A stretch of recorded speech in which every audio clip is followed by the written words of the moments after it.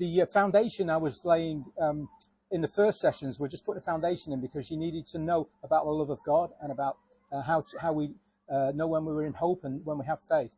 हमने बुनियादी नींव के बारे में देखा और बुनियादी नींव मजबूत होना बहुत जरूरी है और उसमें हमने देखा कि परमेश्वर का प्रेम कितना महत्वपूर्ण है और साथ ही में हमने ये भी देखा कि विश्वास और आशा किस प्रकार से काम करते हैं. Gradually we've been building on this foundation. और धीरे धीरे हम ये बुनियादी नींव को बना रहे हैं. Yesterday we were learning about how we can walk in divine good health because God's provided a health plan for us in the Bible. और कल हमने देखा कि किस प्रकार से हम उस दैवीय चंगाई में जो परमेश्वर ने हमको दी है चल सकते हैं. Now we should not accept sickness as something we have to have. We can walk in good health every day of our lives. और इसलिए हमें बीमारियों को अपने जीवन में अनुमति देना ही नहीं है. दूसरे शब्दों में हमको जो परमेश्वर ने चंगाई दी उसी में हमको चलना है. And we can have a full lifespan. ताकि हमारा जीवन जो आशीष से भरा हो. Now I want today now we've built on that foundation and the Lord's put some things in you and built you up on the inside and you've got some revelation. I want to move on to और जब ये हम बांध रहे तो नच्चे परमेश्वर जो है आपके जीवन में और कुछ डालेगा ताकि उसको लेकर आप आगे को जाएं. How we actually put the things we've been learning into practice and do them. ताकि हम देखें कि कैसे हम अपने जीवन में उसको व्यायाम रीति से कार्यरत कर रहे हैं जी जो बातें हमने सीखी है या सीख रहे हैं. Perhaps someone can read from Matthew's Gospel. It's Matthew 28 verses 16 to 20. और हमें से जो है मत्ती इसका 28 अध्याय और 16-20 तक कोई भी पढ़ सकता है. Perhaps someone can read it. Yes. आप में से कोई भी एक पढ़िए मत्ती इसका 28 अध्याय. और This is probably a passage that's very familiar to you all. और निश्चय मैं जानता हूँ कि ये जो पैराग्राफ जो है आपके लिए बहुत ही जाना पहचाना है. चेले गलील में उस पहाड़ पर गए जिसे यीशु ने उन्हें बताया था और उन्होंने उनके दर्शन पाकर उनसे प्रणाम किया पर किसी किसी को संदेह हुआ. यीशु ने उनको पास आकर कहा कि स्वर्ग और पृथ्वी का सारा अधिकार मुझे दिया गया है, इसलिए तुम जाकर सब जातियों के लोगों को चेला बनाओ और उन्हें पिता और पुत्र और पवित्र आत्मा के नाम से बपतिस्मा दो और उन्हें सब बातें जो मैंने तुम्हें आज्ञा दी है मानना सिखाओ और देखो मैं जगत के अंत तक सदैव तुम्हारे संग हूँ. Okay, and then perhaps you can read it in another translation just so it's clear. 11 शिष्य गलिलास निघून गेले. येशूने सांगितलेल्या डोंगरावर ते हजर झाले. त्या डोंगरावर येशू त्यांना दिसला. त्यांनी त्याची उपासना केली पण तो येशू आहे यावर शिष्यापैकी काहीचा विश्वास बसला नाही.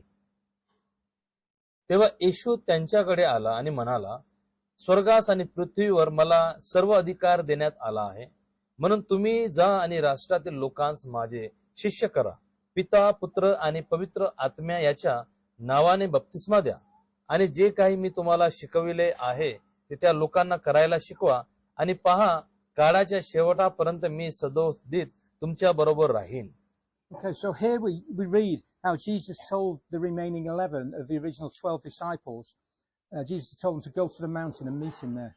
और प्रभु यीशु ने किस प्रकार से 12 में से जो 11 चुने गए थे उनको कहा कि मैं आपसे पहले उस पहाड़ के ऊपर जाता हूँ. And on the mountain, Jesus gave the 11 some specific instructions. और वहाँ उस पहाड़ पर उन 11 चेलों को वो एक महत्वपूर्ण शिक्षा और मार्गदर्शन को देता है. He said, "Go and make disciples." और क्या है कि जाओ और सुसमाचार सुनाओ और चेले बनाओ. Of all nations, not just some, of all nations. कुछ ही गांवों के नहीं लेकिन हर देशों के लोगों को चेला बनाओ. And how was he to make the disciples? That was by teaching them to obey or to do everything I've commanded you. और वो किस प्रकार से उनको बता रहा है कि उनको जब चेला बनाओ तो उनको ये भी सिखाओ कि जो कुछ मैंने सिखाया उनकी आज्ञा मानने के लिए. He didn't say teaching them to obey some things. He said teaching them to obey all things. और उनको यह नहीं सिखाया कि तुम जो शिक्षा लेते उनमें से कुछ शिक्षाओं को मानो, लेकिन उसने ये कहा कि जो भी शिक्षा तुम्हें मिलती है उसके आज्ञाकारी बनो. If you read the King James Version of the English Bible, it says teaching them to observe everything. That doesn't mean you stand there and watch. It means observe means to make sure you do them. और केजेवी में जो एक version है उसमें इस प्रकार से लिखा है कि सिर्फ उसको मानो ही मत, लेकिन उसको ध्यान से देखो, उसको अपने जीवन में निरीक्षण करो वो किस प्रकार से है. So if we are going to be able to teach or make disciples and teach them to obey everything Jesus commanded, we need to study and look and see what Jesus actually commanded his first disciples. जब हम दूसरों को जब सिखाने के लिए जाने वाले हैं या जाएंगे या करते हैं, तो पहले हमें ये बात देखने की जरूरत है कि यीशु मसीह ने किस प्रकार से उन शिक्षाओं को अपने चेलों को दिया कि तुम ऐसा करो करके। Because Jesus is telling his 11 here to make disciples who will make disciples who will then make disciples and keep making disciples. और इसी यीशु मसीह ने क्या किया कि चेलों को कहा कि तुम चेले बनाओ, तुम चेले बनाओ, तुम चेले, मतलब ये जो है चेले बनाने की जो प्रक्रिया है, ये रुकने वाली नहीं है, बढ़ने वाली है। You know, Jesus, the Lord God created us, and He wants us to learn to grow in faith, so we're more like Jesus, doing the works of और Jesus. यीशु मसीह ये चाहते थे कि चेले जो है उसके विश्वास में बढ़े, ताकि वो प्रभु यीशु के समान आने वाले दिनों में दिख सके। That's what a disciple is. It's not just someone who goes and prays to Jesus, but it's someone who does Jesus, obeys His commands, and does the work that Jesus did on the earth. सिर्फ चेले उससे प्रार्थना करने वाले नहीं थे, लेकिन यीशु मसीह चाहता था कि वो उससे प्रेम करे, उसकी शिक्षाओं को माने और उस बातों को समझे और उन्हीं के अनुसार अपने जीवनों को जिए। Jesus set the example and taught His disciples what to do, and so we learn from Him and do the same. यीशु मसीह ने क्या किया, अपने जीवन के एक उदाहरण के तौर पर रखा, ताकि चेले जो उससे कुछ सीख सके और वैसे ही बने जैसे यीशु मसीह था।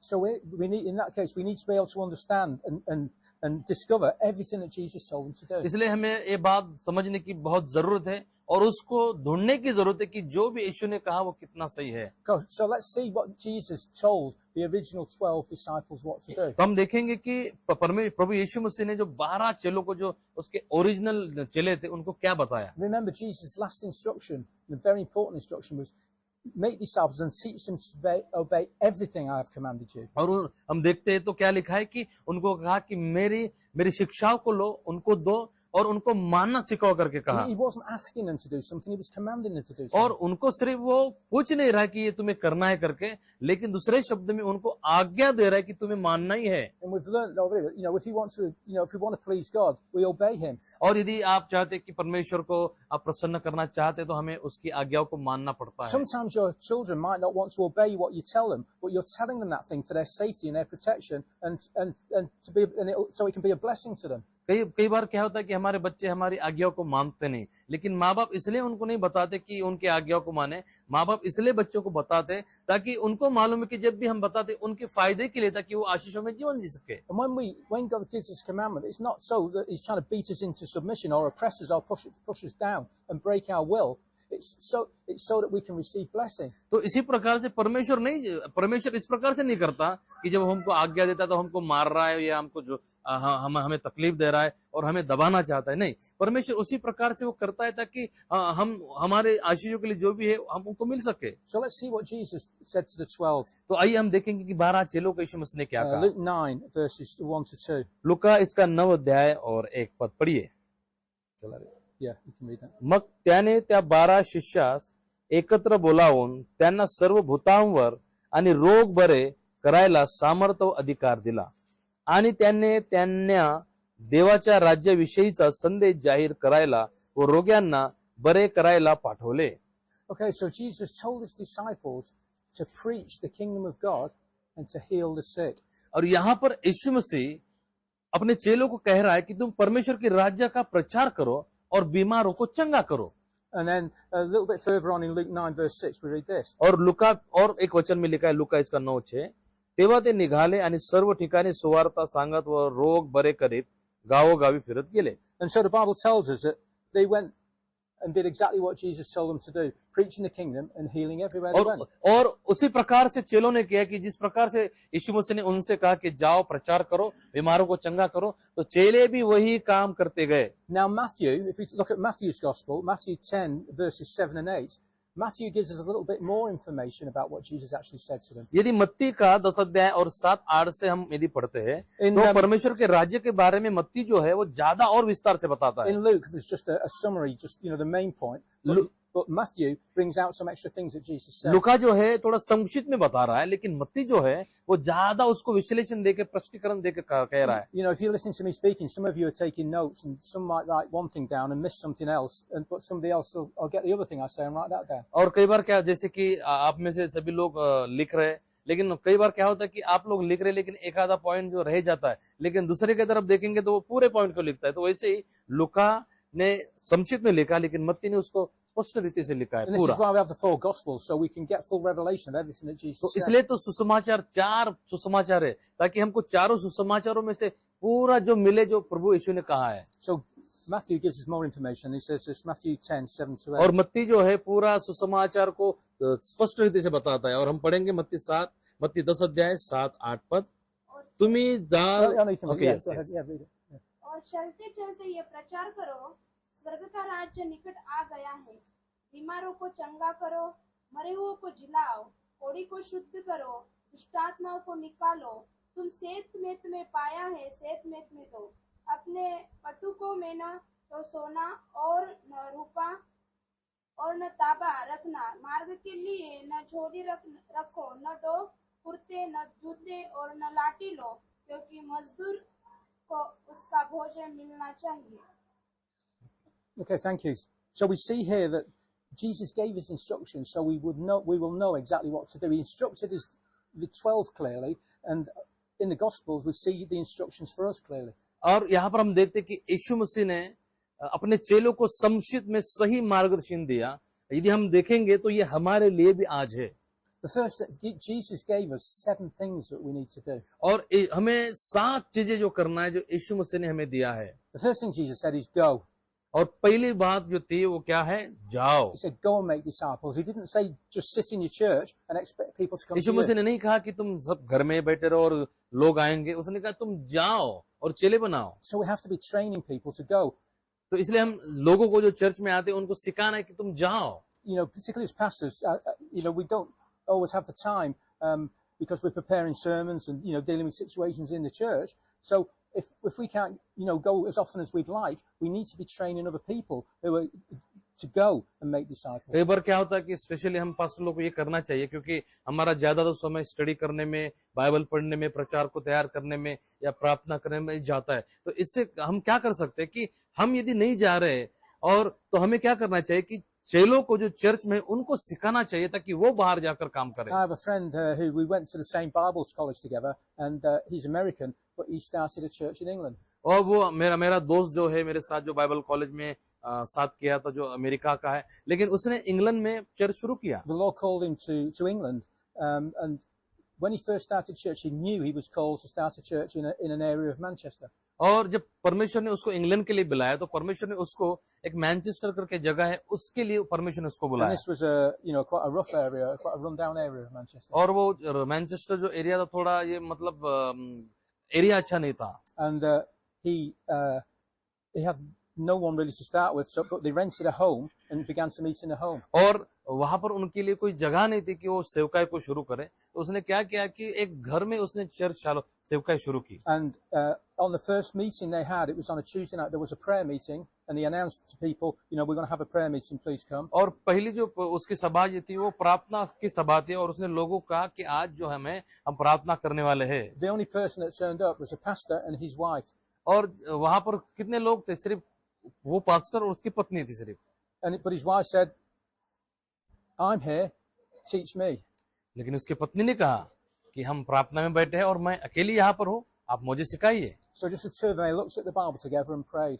और दोनों भी जो बाइबल में देखे और प्रार्थना करने लगे। And gradually the next week, people began to come and people began to come. और धीरे धीरे हम देखते कि परमेश्वर लोगों को लाने लगा। They had to get a bigger hall, they had to rent space in a hotel. और उनको फिर वहां पे जगह नहीं हुई कि उनको फिर होटल में एक लेना पड़ा कि वहां पे प्रार्थना And करें। he asked me to come, come and help him at one point. और एक समय में उसने मुझे बुलाया और कहा कि मुझे आकर मदद कीजिए इस समय में। Because they were doing a week of mission and they had a team that came in from America to help them. और उनको जो उस समय जो मिशन में है अमेरिका से एक टीम आकर उनको मदद कर रही थी। And my friend, he said to me, look, I'm a pastor and I've got a heart for evangelism, but but I need people to do the evangelism because there's so many other things I'm doing. और उसने कहा कि मैं एक pastor हूँ और मुझे भी सुसमाचार प्रचार करना चाहिए, लेकिन अन्य और कामों के कारण मैं ज्यादा नहीं कर सकता, इसलिए हमें एक लोगों को सिखाना है ताकि वो भी बाहर जाकर सेवकाई कर सकते। And so we got the team and we were training people and other people were coming in and he was training them in evangelism. और हमने क्या किया कि हम लोग जो है लोगों को सिखाने लगे, सुसमाचार के बारे में बताने लगे और लोग जो है सुसमाचार प्रचार करने लगे। Within just a few months, they had to get a bigger hotel room. और फिर कुछ महीनों में ही हमको जो है बड़े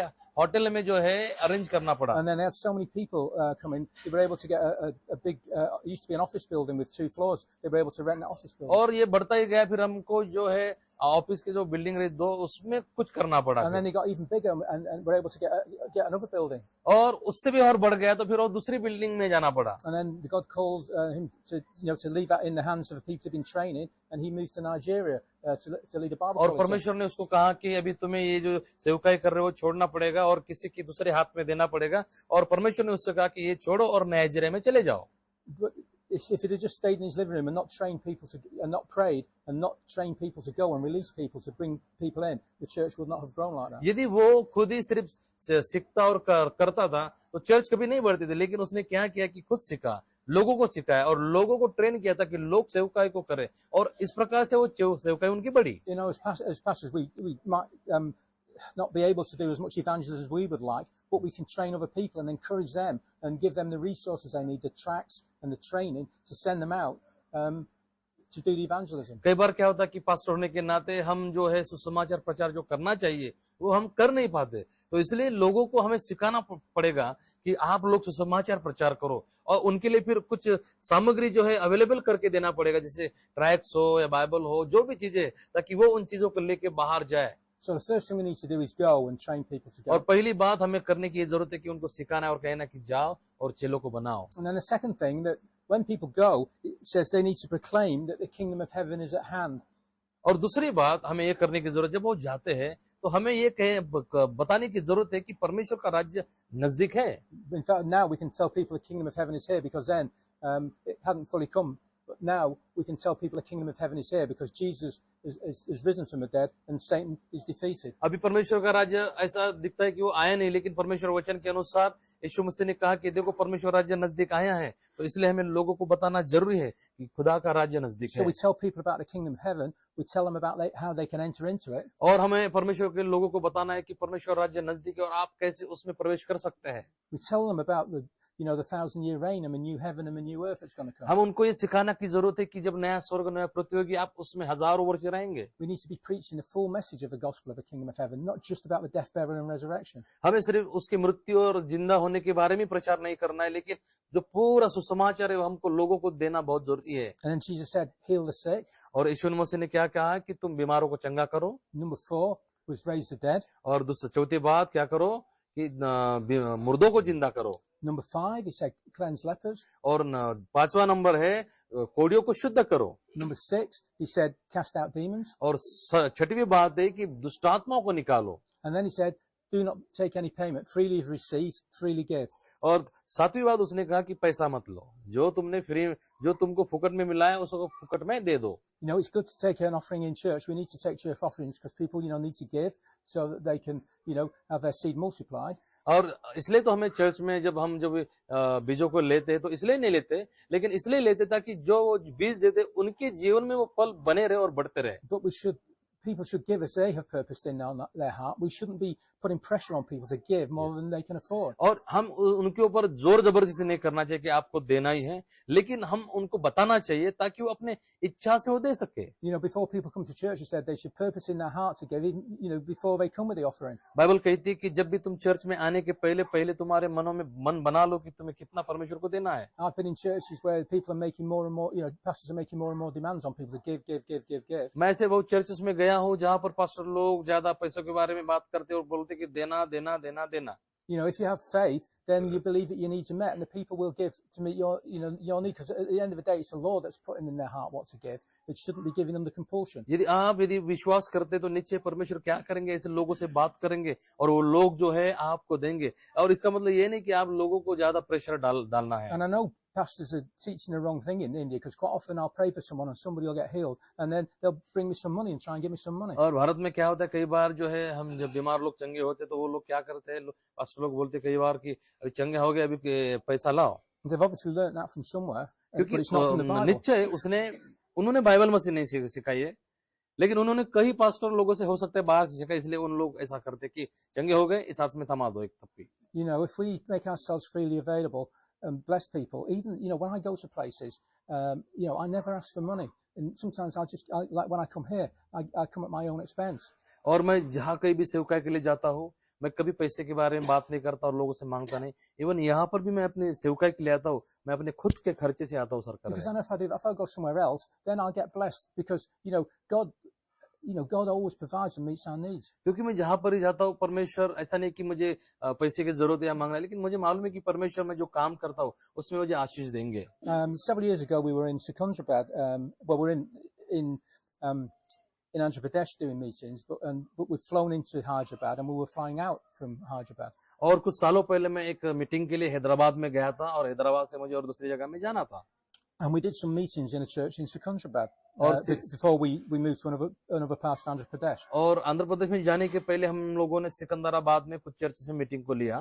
And when we flew back, I was with a friend of mine. When we came back, we realised that we had one evening spare before the day before we took our flight. We had an evening where we weren't doing anything. और हमने देखा कि एक संध्या के समय में हमारे पास कुछ भी काम नहीं था, जैसे हम वहां आ गए थे तो हमने सोचा कि इस संध्या के समय कुछ नहीं तो क्या करें। So I messaged the person, the man that had translated for us in Secunderabad and said, look, we've got an evening spare. Would you like us to come to your father's और church? जो मेरा अनुवाद कर रहा था, मैंने उसको message करके बोला कि हम इस शाम के समय कुछ नहीं कर रहे, तो आप यदि चाहते क्या कहीं चर्च में हमको लेके जाए ताकि हम प्रचार को कर सके। We'd have just been sitting in the hotel or maybe just walking down the street क्योंकि हम होटल में रहकर इधर उधर चल फिर रहे थे और बातें कर रहे थे in the evening, so we thought it'd be better, to use the time and go and bless some people. तो हमने उसको कहा कि यदि चलना फिरने से अच्छा है कि शाम के समय हमारा उपयोग करो ताकि हम परमेश्वर की सेवकाई को कर सके यहाँ पर। So he said, yeah, he said, yes, please, we'd love you to तो come. उसने कहा कि यस, उसको आनंद खुशी मिली कि आप आ सकते हैं। And so when he came in a nice expensive car. और जब आया तो एक बहुत बड़ी महंगी कार में आया। And he drove us very carefully. And we got to the home, we got all this biryani and food and everything, this food that they prepared. और उसने जो है हमें अच्छी कार में बिठाया और एक होटल में लेके गया और वहाँ पे बिरयानी को हमको दिया। And then I began to realize that I said, there's no need to go to all this trouble. Just a simple chapati and just some samosas is fine. I don't need anything special. और मुझे ऐसा लगने लगा कि इतने बड़े hotel में जाकर खाने की क्या जरूरत है इतना महंगा खर्चा करने की। मुझे ऐसा लगा कि हम 2-3 चपाती खाते और राइस खाते तो हो जाता था। Just go and eat. Just give us your normal food. Don't spend any extra money for us. मैं चाहता था कि कुछ साधारण भोजन करके कम पैसों में काम करें, लेकिन क्योंकि मैं नहीं चाहता था कि ज्यादा पैसा हम खाने पीने में खर्चा करें। Because in the Bible it says, eat what's set before you. और क्योंकि बाइबल में लिखा है कि जो आपके सामने रखा जाता है उसको ही खाओ। And I realized that ministers were expecting that, in order to go, they would have to have a nice car provided for them. They'd have to biryani. They'd have to be given some money. और लोग जो है कई बार ऐसा लोग चाहते कि उनका आदर सम्मान हो और उनके लिए कुछ रखा जाए और उनके लिए बिरयानी, ऐसे कुछ चीजें ऐसे सोचते हैं। And otherwise they won't go. और नहीं तो नहीं वो जाएंगे ही नहीं, वो आएंगे नहीं, करेंगे नहीं। But it's been built into the culture, and it's like, do you think those people are going to really walk in the full power of blessing and anointing of God? और इसीलिए तो लोग जो है परमेश्वर की सामर्थ में बढ़ नहीं पाते, चल नहीं पाते। क्यों मालूम है? क्योंकि इसमें ज्यादा वो आजकल बढ़ रहे When हैं। it says freely you've received, freely give. जब बाइबल कहती है कि आपको मुफ्त मिला है तो मुफ्त में दो। Because if we give freely of our time and of our talents, then God somewhere else will bless us many times over. जब हम मुफ्त में रिसीव करते हैं, मुफ्त में देते हैं, तो परमेश्वर अलग अलग एरिया में हमको बहुत ही आशीष को देता है। So Jesus said, go and proclaim the kingdom of heaven. तो and heal the sick. और यीशु मसीह ने इसलिए कहा कि सुसमाचार जाओ, सुसमाचार प्रचार करो और बीमारों को चंगा करो। Now he gave this commandment over 2,000 years ago. और ये जो आज्ञा है 2000 सालों पहले ही मिली है।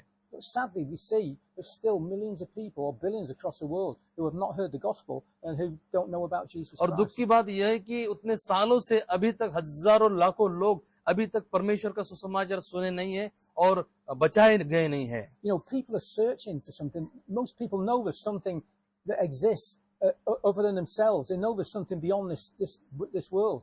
पर लोग जो है कुछ ना कुछ बातों को ढूंढ तो रहे, उनको मालूम है कि कुछ तो इस दुनिया के पीछे या पार कुछ तो चीज है। It's easy to see because people turn to all sorts of religions.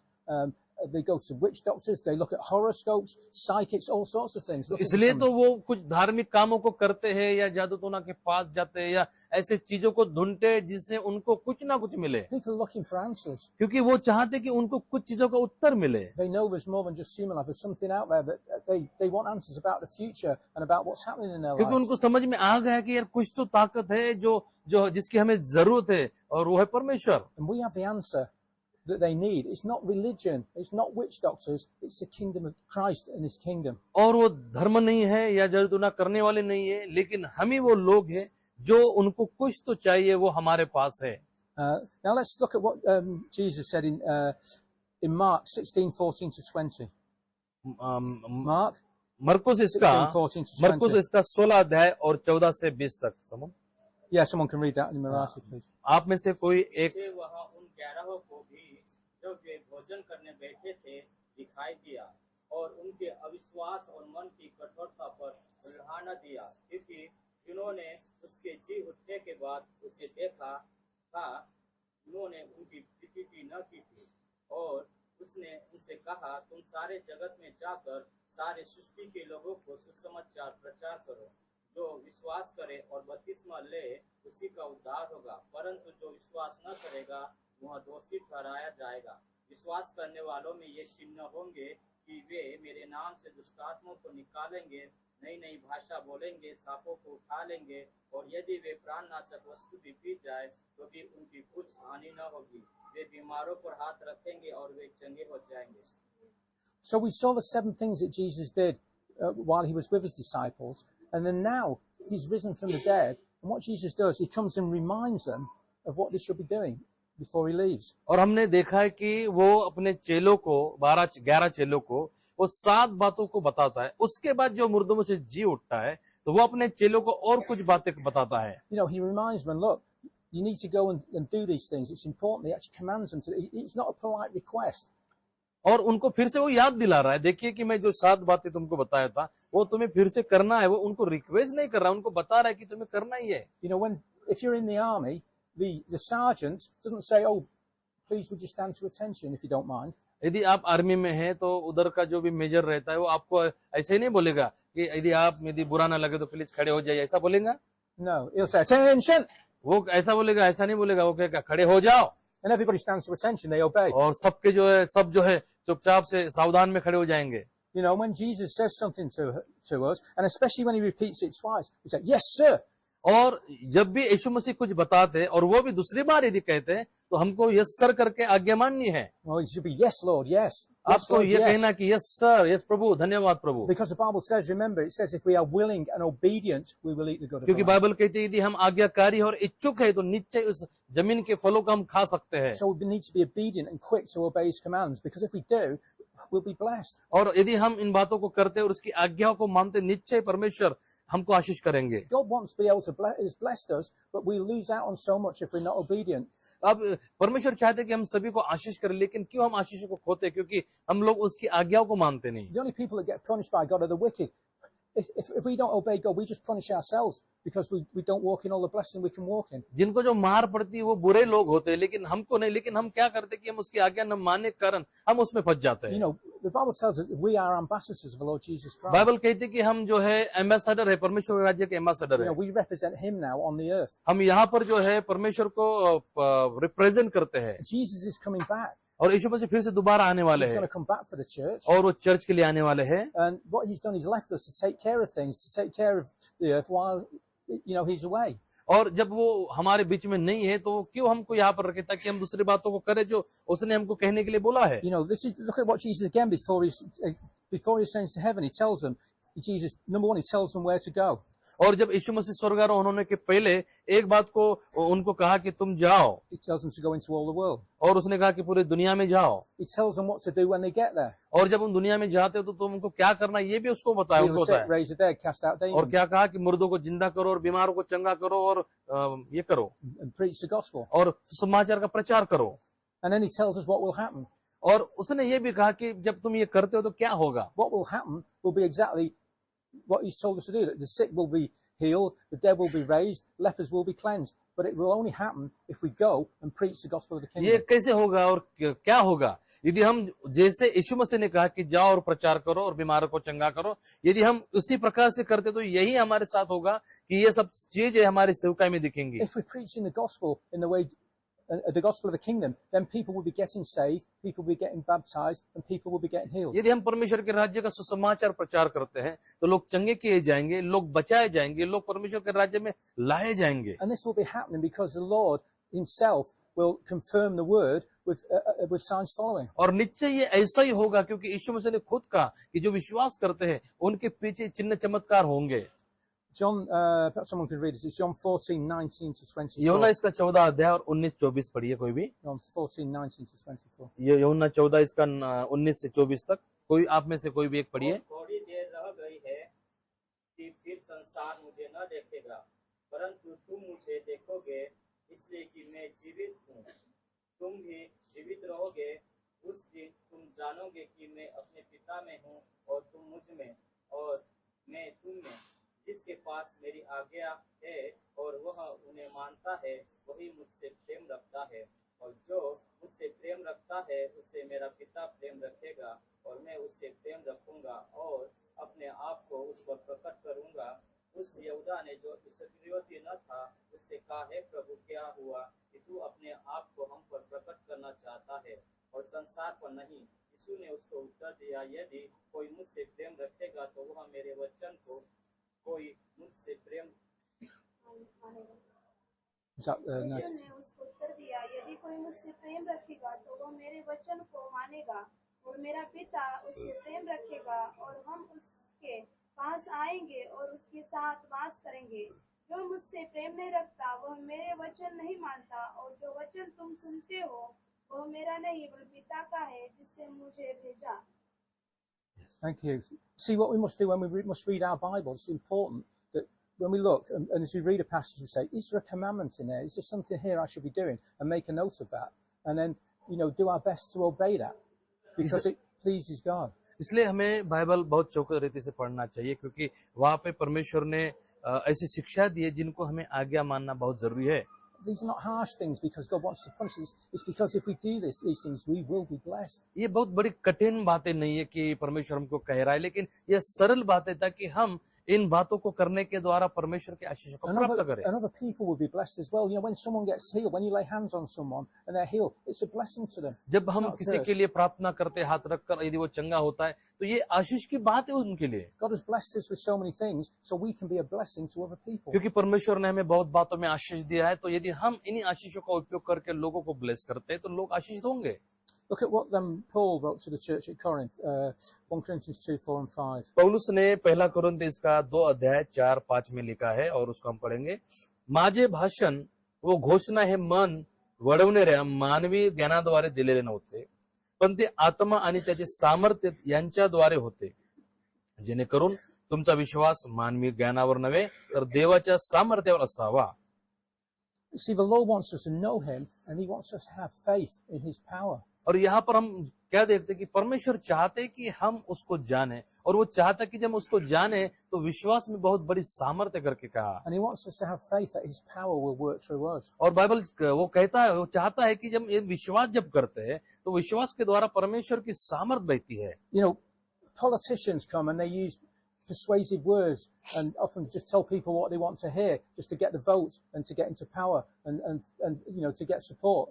और कई बार क्या होता है, मंत्री लोग जो है आते हैं, और मंत्री लोग इतने होशियार होते हैं, उनको मालूम है कि लोगों को क्या खुश कर सकता है, तो इसलिए उनकी खुशी के लिए उनके मन के हिसाब से बातें कर दे ताकि उनसे क्या करें, वोटों को प्राप्त करें। And sometimes if you've seen them being interviewed on television and someone asks them a difficult question, they just won't answer the question. They'll avoid the difficult questions because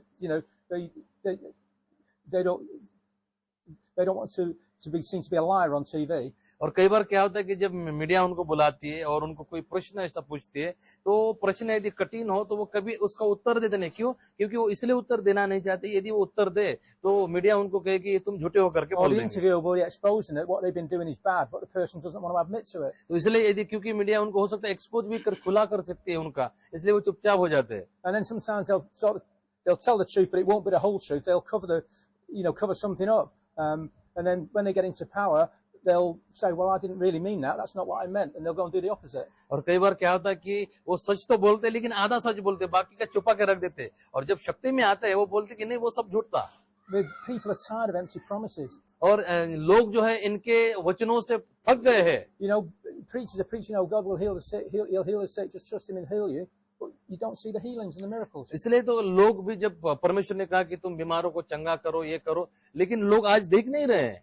People want to see the signs, and if we preach the gospel properly, and if we preach the full gospel with the spirit and power, then we will see demonstrations, we'll see the healings, and then we'll see the miracles, and we'll see the signs, and people will know that our God is, Lord of Lords, King of Kings. लोग चाहते हैं कि इन चिन्ह चमत्कारों को आज देखे, क्योंकि बाइबल कहती है यदि हम सही मात्रा में यदि सुसमाचार प्रचार को करते हैं, यदि जैसे बाइबल कहती है, तो निश्चय ये चिन्ह चमत्कार लोग के जीवन में आएंगे और लोग इनको ग्रहण करेंगे तो परमेश्वर का राज्य और बढ़ेगा। Jesus said these signs will follow those who believe. और यीशु मसीह ने कहा कि जो विश्वास करते उनमें ये चिन्ह होंगे कि ये चमत्कार और चंगाई उनके अंदर आएगी। There are different ways signs occurs, but signs also include demonstrations of the Spirit and power. और इस प्रकार से जो चिन्ह चमत्कार है ये एक प्रकार का परमेश्वर के सामर्थ्य का प्रगटीकरण है। Perhaps someone can read John 12, 17 to 18. और यूहन्ना इसका 12 अध्याय और 17 और 18 पद पढ़िए। समन आप में से कोई भी John 12, यूहन्ना 17 to 18. 12 17 से 18 पढ़िए।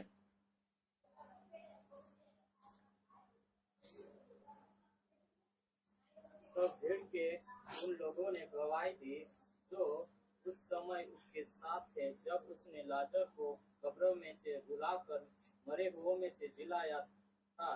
इसी कारण लोग उससे भेंट करने को आए थे, क्योंकि उन्होंने सुना था कि उसने यह आश्चर्य कर्म दिखाया है। And perhaps you can read it from a modern translation. मग जो जमाव त्याने लाजरला कबरेतून आणलेले व मरणातून उठवलेले पाहत होता, तो जमाव सातत्याने त्याच्याविषयी सांगत होता। पुष्कळ लोक त्याला जाऊन भेटले, कारण त्याने तो चमत्कार केले होते, त्यांनी ऐकले होते। You see, raising the dead was a sign. Signs can be used for a number of purposes, but in this case, the sign was to attract people. They came because they heard there'd been a sign. देखिए कि मुर्दों को जिंदा करना ये एक चिन्ह है।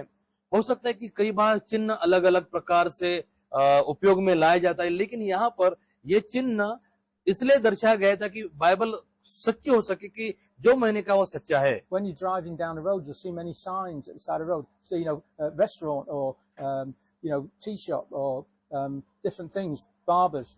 जब हम गाड़ी से बाहर जाते हैं तो हम अलग अलग चिन्ह को देखते बाहर। हो सकता है कपड़े का दुकान हो, चाय का दुकान हो या मोबाइल का दुकान हो, तो उनके ऊपर एक प्लेट लगा के रखते हैं चिन्ह It's की। to attract people to go to that place. क्यों ऐसा वो प्लेट या चिन्ह रखते हैं? ताकि लोगों को आकर्षित कर सके। So raising the dead here was used as a sign to bring people to hear the message. तो मुर्दों को जिंदा करना एक प्रकार का चिन्ह है ताकि लोगों को परमेश्वर के राज्य में बुलाया जाए। And then John 13, 34 to 35. और यूहन्ना इसका 13 अध्याय और 34 और 35 पद हम पढ़ेंगे। मी एक नवी आज्ञा तुम्हास देतो, तुम्ही एकमेकावर प्रीती करावी, जशी मी तुमच्यावर प्रीती केली तशी तुम्ही एकमेकावर प्रीती करावी।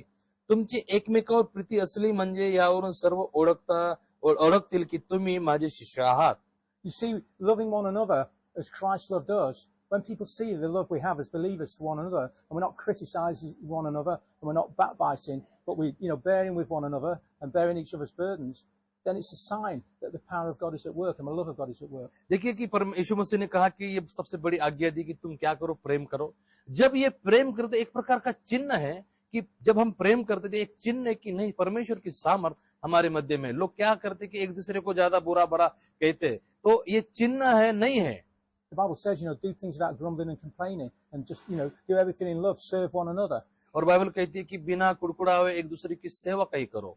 It's a sign that shows the reality that Jesus is in us. ये चिन्ह है, प्रेम जब करते ये चिन्ह है कि यीशु मसीह आपके दिल में और मेरे दिल में है। Someone can be saying all the right words, but it can just be religious words. Their lifestyle, what they say when they're not in church, it just shows something completely different. कई बार क्या होता है कि ये एक प्रकार जीवन है, हो सकता है कि वो उनके अंदर प्रेम नहीं हो लेकिन वो मुंह से बोलते हो, लेकिन कई बार हम देख सकते हैं कि लोगों का जो बोलना होता है वो जीवन में है कि नहीं। It's like a wolf in sheep's clothing, if you like. Outwardly it looks right, but inwardly it's completely wrong. लेकिन इसलिए तो यीशु मसीह ने कहा कि ऐसे भेड़िए भी जो है जो भेड़ का रूप धारण करके है। Okay, let's look at another sign. Mark 16, 17 to 18. और एक दूसरा चिन्ह हम यहाँ पर देखेंगे 16 अध्याय, मरकुस 16 अध्याय और 17 वचन। परंतु जे विश्वास ठेवितात त्यांच्या बरोबर ही चिन्ह असतील, ते माझ्या नावाने भूते काढतील, ते नव्या नव्या भाषा बोलतील, तो आपल्या हाताने साप उचलतील, आणि जे कोणतेही प्राणघातक पदार्थ प्याले तरी ते त्यांना कदाही बाधणार नाही, ते आजारावर हात ठेवतील आणि ते बरे होतील। Okay, so here Jesus gives us some other signs. और यहाँ पर यीशु मसीह और दूसरा चिन्ह देता है। And healing the sick is a sign that confirms that the kingdom of God is present and it's working through us.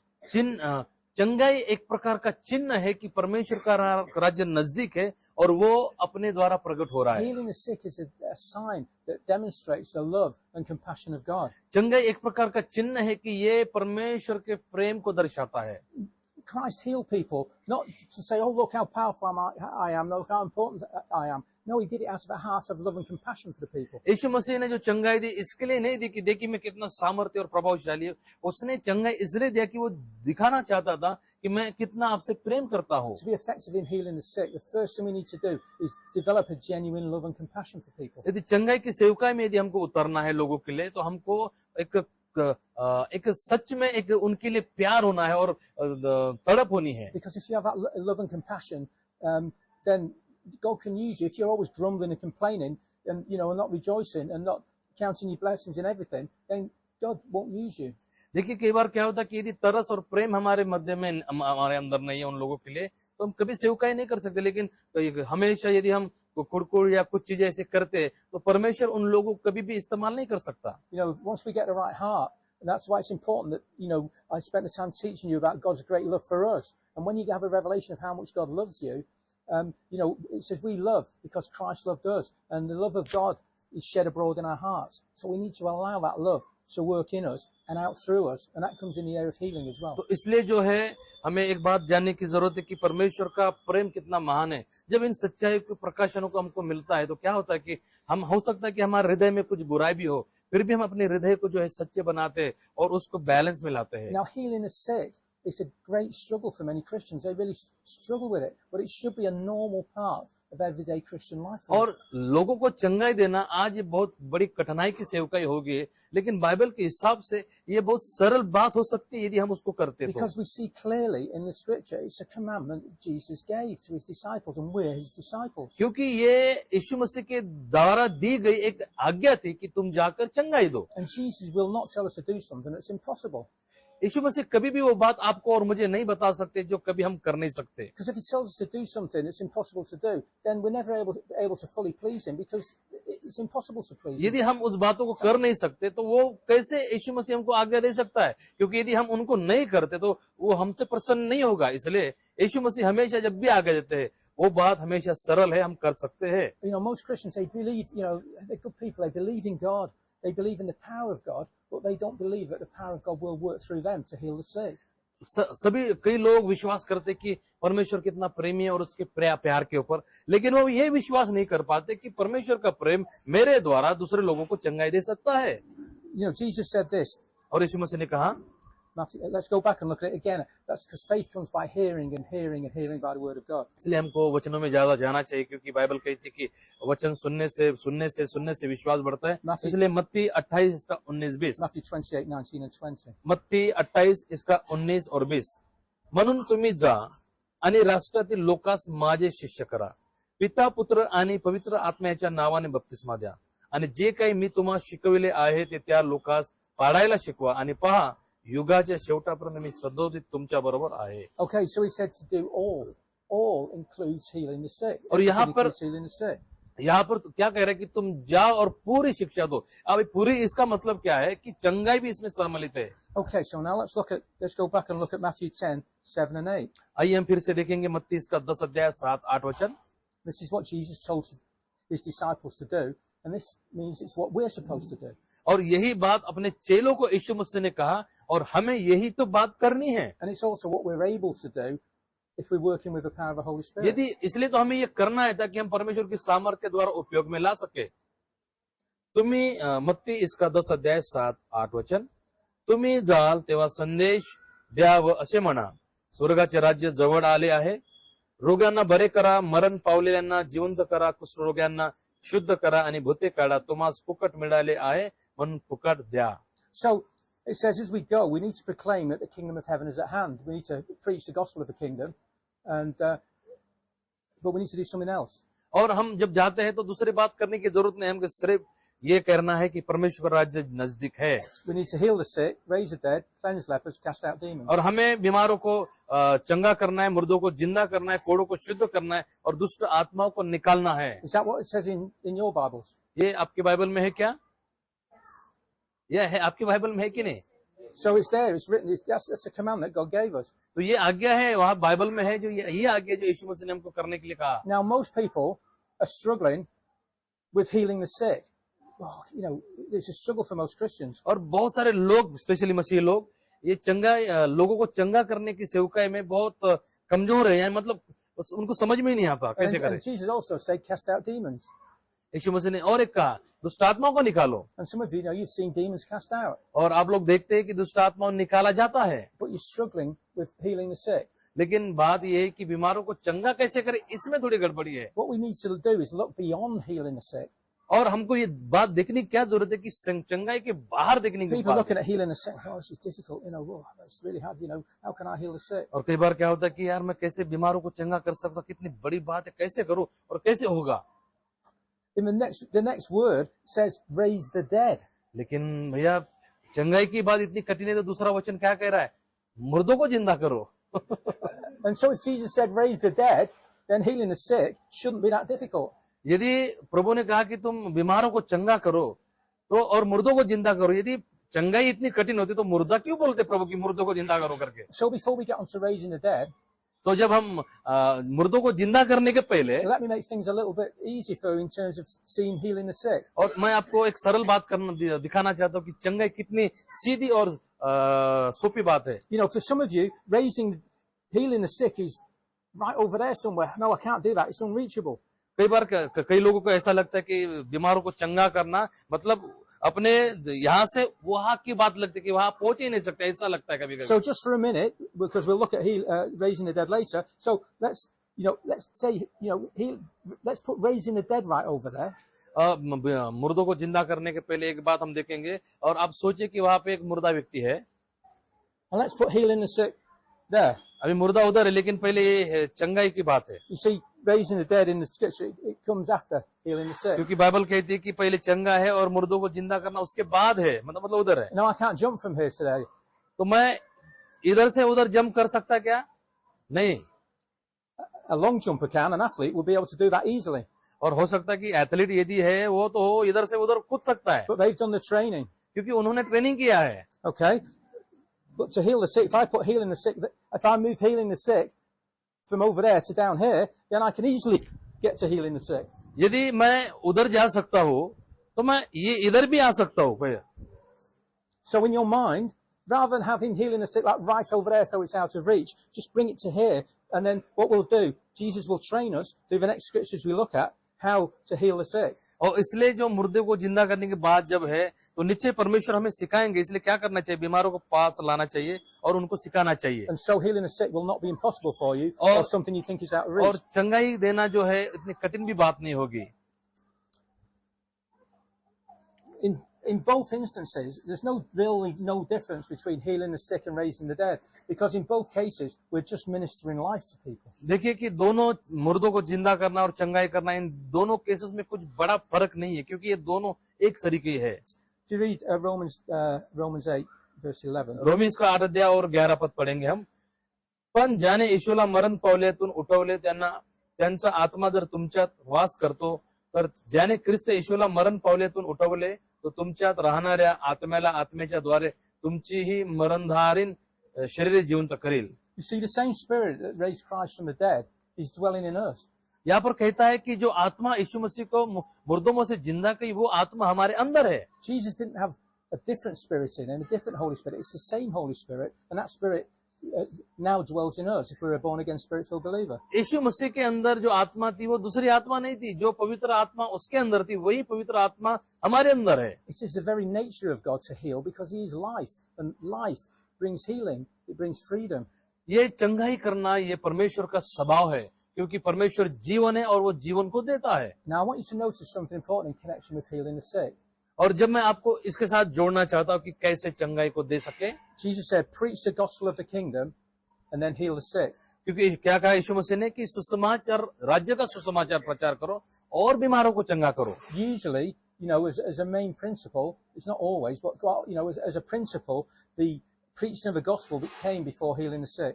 और साधारण रीति से ये दूसरी बात नहीं है, लेकिन बीमारों को चंगा करने के पहला प्रचार है परमेश्वर का राज्य का प्रचार। Especially when there's a crowd of people present. जब ऐसे ही लोग होते हैं उस समय की बात है। Perhaps someone can read Luke 6:17 to 18. लूका इसका 6 अध्याय और 17 से 19 पद तक कोई भी पढ़िए।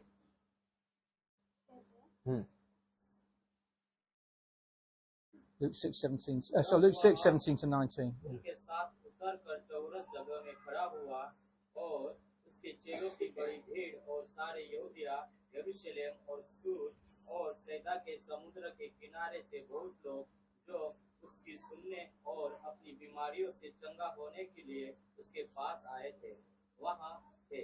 और अशुद्ध आत्माओं के सताए हुए लोग भी अच्छे किए जाते थे। सब उसे छूना चाहते थे क्योंकि उसमें से सामर्थ्य निकलकर सबको चंगा करती थी। I want you to notice something important here in verse 18.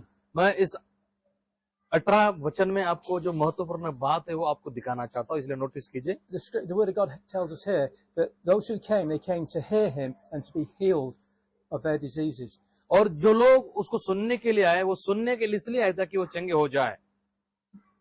They didn't come thinking they might possibly get healed. They came expecting to be healed. वो इसे ऐसे मन से नहीं है कि हम हो सकते हैं कि नहीं, लेकिन वो पूरे विश्वास के साथ आए कि हम चंगे हो सकते हैं। They weren't sitting at home and didn't have anything better to do because there was no televisions in those days, and they got bored and we thought, oh, we'll go and hear Jesus. ये वो इस प्रकार की बात नहीं थी कि उनको कुछ वो घर में बैठे बैठे थक गए थे या बोर हो गए थे, क्योंकि उस समय टीवी ऐसा कुछ भी चीज कुछ बातें नहीं थी, इसलिए नहीं। Because sometimes Jesus, was in out of the way places, so we'd have to travel away to go and hear him. और कई बार क्या होता था कि उस समय में जो है बहुत लंबा समय देकर जो है जाकर सुनना पड़ता था। And they were eager to hear what Jesus had to say, what he was teaching. और वो लोग जो है उतने दूर से आकर बड़ी इच्छा से सुनते थे कि यीशु मसीह क्या कह रहा है करके। And they were expecting to be healed. There was an expectancy there. तो उनमें एक बड़ी आशा थी, एक जागृति थी कि क्या कहते हैं यीशु मसीह करके। They weren't thinking, well, maybe I might get healed. He doesn't say. They went thinking he may possibly get healed, or if Jesus is in a good mood, he might do some healing. वो इस प्रकार से नहीं सोचते थे कि यदि हो सकता है तो मैं चंगा हो जाऊंगा, यदि परमेश्वर का मूड बने तो मुझे चंगा करे, या पॉसिबल है तो उस प्रकार का उनका मन नहीं था। They came to hear the word being preached of Jesus, to hear the gospel of the kingdom being preached, and to be healed. That's with their intention. They expected to go away with something, to go away healed. इसलिए वो पूरे मन के साथ आए थे, उतने दूर का फैसला बनाकर कि उनको चंगाई के लिए बहुत विश्वास था। And this is what your churches should be known for. Your church should be known as a place where people can go to hear and to be healed. इसलिए अपने चर्चेस के लोगों को ये बात समझना और जानना बहुत जरूरी है कि आपको जाना है ताकि लोग सुन सके और चंगे हो सके। Because when people come into your church and hear the truth of the gospel, it will bless them in mind, body, soul and spirit. जब लोग इस बातों को सुनने के लिए अपने चर्च में आते हैं तो वो जब सुनकर इतने आशीष होंगे कि उनका प्राण, आत्मा, शरीर पूरा स्वस्थ हो जाएगा। I go into many Indian churches and the preaching just puts fear into people. It just makes people, they just glorify the devil all the time and just preach about hell and punishment, and there's nothing about the love and grace of God, and there's no healings and और miracles. कई churches में, भारत के church में गया हो जहाँ पर भय और ताड़ना के बारे में प्रचार किया जाता है, जिससे शैतान हमेशा उठाया जाता है, ना कि परमेश्वर का प्रेम और सामर्थ के बारे में। People are often sitting in churches in India and they're just sitting there because they're afraid that if they're not there on a Sunday morning at every meeting, something bad is going to happen to them and God's going to punish them.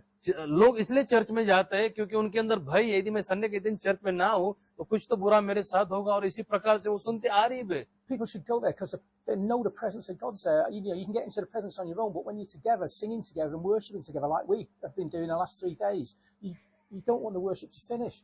और कई बार क्या होता है कि लोग ये बात को समझते हैं कि जब हम परमेश्वर के सानिध्य में आते हैं, देखिए कितनी आराधना होती है और परमेश्वर की महिमा होती है, और हम नहीं चाहते कि उस महिमा से बाहर हट जाए। That's why people can spend 3 days with Jesus and not eat or drink, because the presence of God was there. The word and the presence of the Holy Spirit was ministering life to them, so they didn't need food. इसलिए तो जब यीशु मसीह 3 दिन तक प्रचार करते रहे थे तो लोग बिना खाने के 3 दिन उसकी बातों को सुन रहे थे। क्यों? क्योंकि वो परमेश्वर की महिमा थी। लोग नहीं चाहते थे कि वो वहां से हट जाए। क्यों? वो बिना खाने से भी सुन रहे थे, क्योंकि उनके ऊपर परमेश्वर की महिमा थी। And they'll be telling their friends, look what God's doing, and people will be saying, why are you so happy? Don't you see there's a difficult situation happening? Look what's going on in the world. No, God's taking care of it. It doesn't matter what's on the news. My God will provide. और देखिए कि कई बार ऐसा होता कि जब लोग इस प्रकार जाते, लोगों को अपने दोस्तों को बोलते चलो भाई चलो वहां पे हम जाएंगे, बहुत कुछ हो रहा है। लोग सोचते यार हम ऐसा क्यों जाए, ऐसा लगता है कि इधर क्या मिल रहा है, आप कितने आशीष थे। Jesus, gave us an example of what he wants his disciples to do and the example he wants us to follow. और यीशु मसीह ने अपने चेलों को यही बात उदाहरण के तौर पर बताया और खुद जीकर भी बताया कि जो मैंने तुम्हें सिखाया वैसे तुम भी करो ताकि लोग तुमको देख के करें। Look at what it says in Mark 16:19-20. मरकुस इसका 16 अध्याय 19-20। मग प्रभू येशू त्यांच्या बरोबर बोलल्यानंतर तो स्वर्गात घेतला गेला आणि देवाच्या उजव्या बाजूस जाऊन बसला। शिष्य बाहेर गेले आणि त्यांनी प्रत्येक ठिकाणी सुवार्तेची घोषणा केली। प्रभूने त्याच्याबरोबर कार्य केले व त्याने वचनाबरोबर असणाऱ्या चिन्हांनी त्याची खात्री केली. You see, if we're preaching the true gospel of the kingdom of heaven, God will confirm His word, and the preaching will be accompanied by signs. यदि सच में हम परमेश्वर के वचन का यदि प्रचार करते हैं तो परमेश्वर क्या करेगा? उन प्रचार का जो वचन हमने बोला है उसको सिद्ध करने के लिए वो अपने कामों को करेगा. Most preaching is, when people talk about preaching the gospel means good news.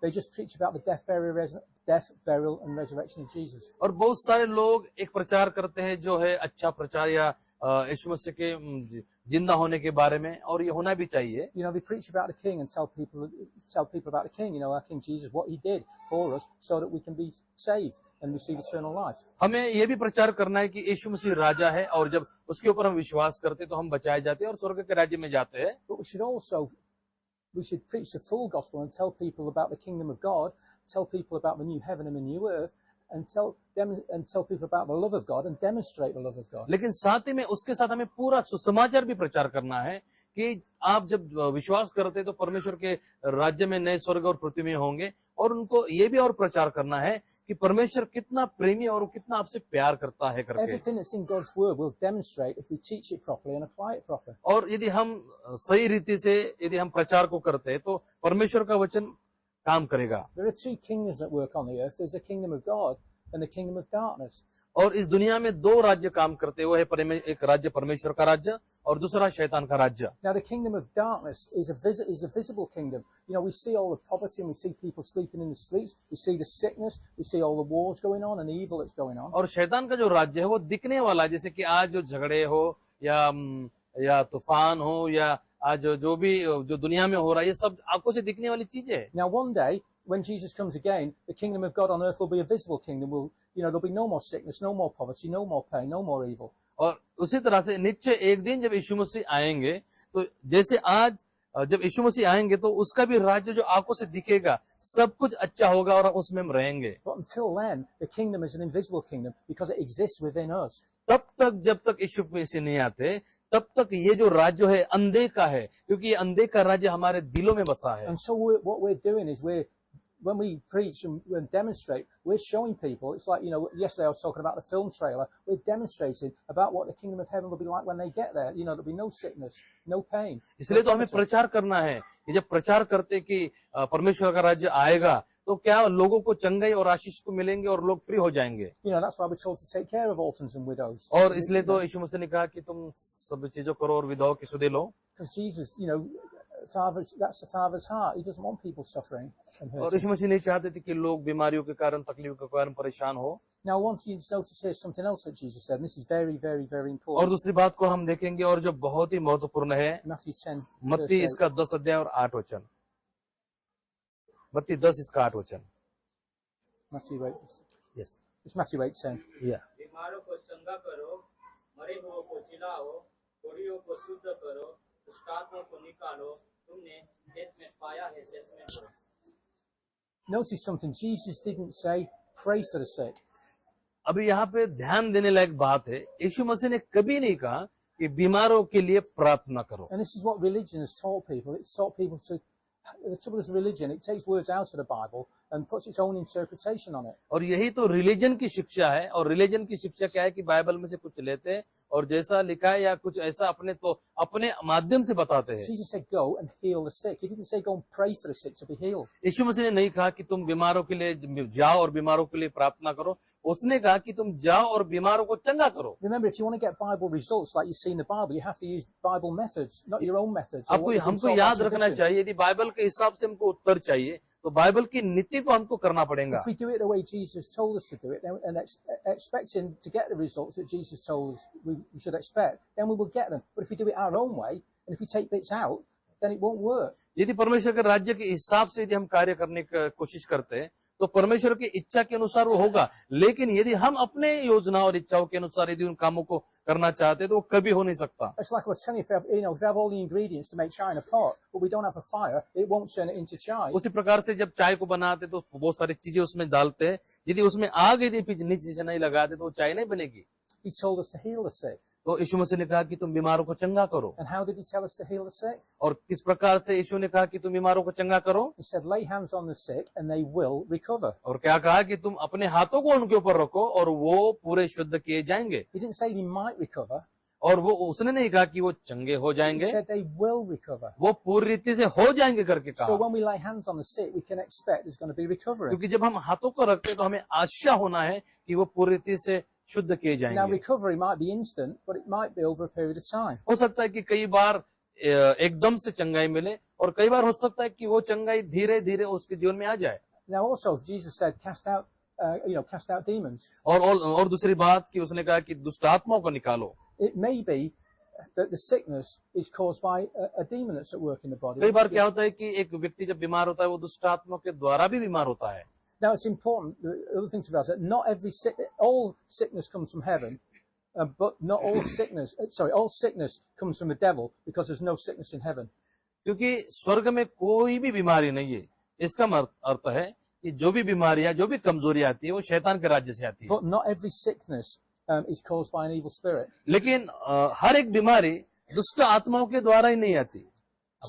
Sometimes there can be an evil spirit present that is sustaining that sickness in the body, and the spirit has to be removed before the healing can take place. जब चंगाई के लिए हम प्रार्थना करते हैं तो हो सकता है कई बार वो एक दुष्ट आत्मा रहती है उसके पीछे, इसलिए हमें उसको निकालने की बहुत जरूरत होती है ताकि एक व्यक्ति चंगा हो Let जाए। me show you an example of this in the Bible, how it works, because I'm actually showing you practically how healing works, so you can learn. And when you're reading through other scriptures, you can say, oh, that's what Jesus did, that's how he did it, that was what was involved. तो इसलिए हमें Bible के वचनों में से देखना चाहिए, क्योंकि यीशु मसीह ने जब इन चीजों को किया तो हम देख सकते कि इस प्रकार से कैसे यीशु मसीह ने किया था कि हम भी कर सके। Perhaps someone can read Luke 13, 10 to 13. Luke 13, 10 to 13. लुका इसका 13 अध्याय और 10 से 13 तक, कोई भी पढ़िए।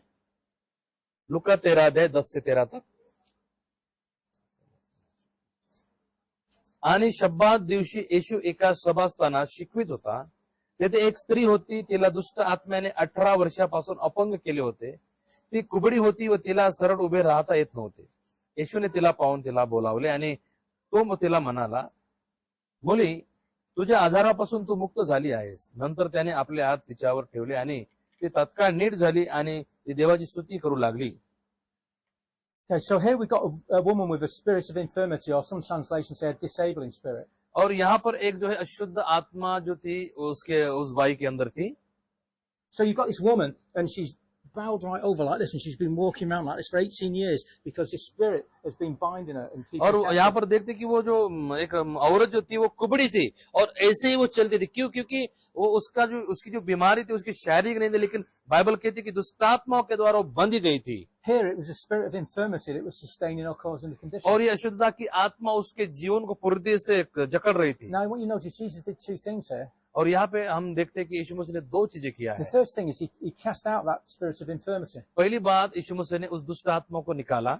You know, and sometimes you may have people that have got problems in the body, but the doctors can't find the reason for that sickness. कई बार क्या होता है कि शरीर में बहुत सारा समस्या होती है, लेकिन डॉक्टर को कुछ भी मिलता नहीं। Or someone's got a weakness in the body, you know, it's like an infirm spirit. It's just a weakness that's caused by a spirit being there, and you have to cast the spirit out. और इसलिए तो कई बार कमजोरियां होती है लेकिन डॉक्टरों को मिलता नहीं। इसका मतलब क्या है कि कुछ आत्माएं जो है उनको लगी रहती है, उनको निकालना बहुत जरूरी है। And in this case, a woman Jesus knew that it was a spirit of infirmity causing it. और यीशु मसीह को मालूम था कि ये कुबड़ी इसलिए क्योंकि उस शब्द का कमजोरी की आत्मा उसको लगी है। So the first thing Jesus did was he spoke and he said, "Woman, you're loose from this infirmity." He was declaring freedom. He was casting the demon out. और जैसे यीशु मसीह ने दुष्ट आत्मा को निकाला, उसको कहा कि औरत तू चंगी हो गई है, तो शुद्ध हो गई है। So then but then notice Jesus laid hands on her. First of all, he spoke, but then he laid hands on her. और दूसरी यहाँ पर हम बात देखते हैं कि यीशु मसीह ने पहले बोला और उसके बाद अपने हाथों को उसके ऊपर रखा। Because if that woman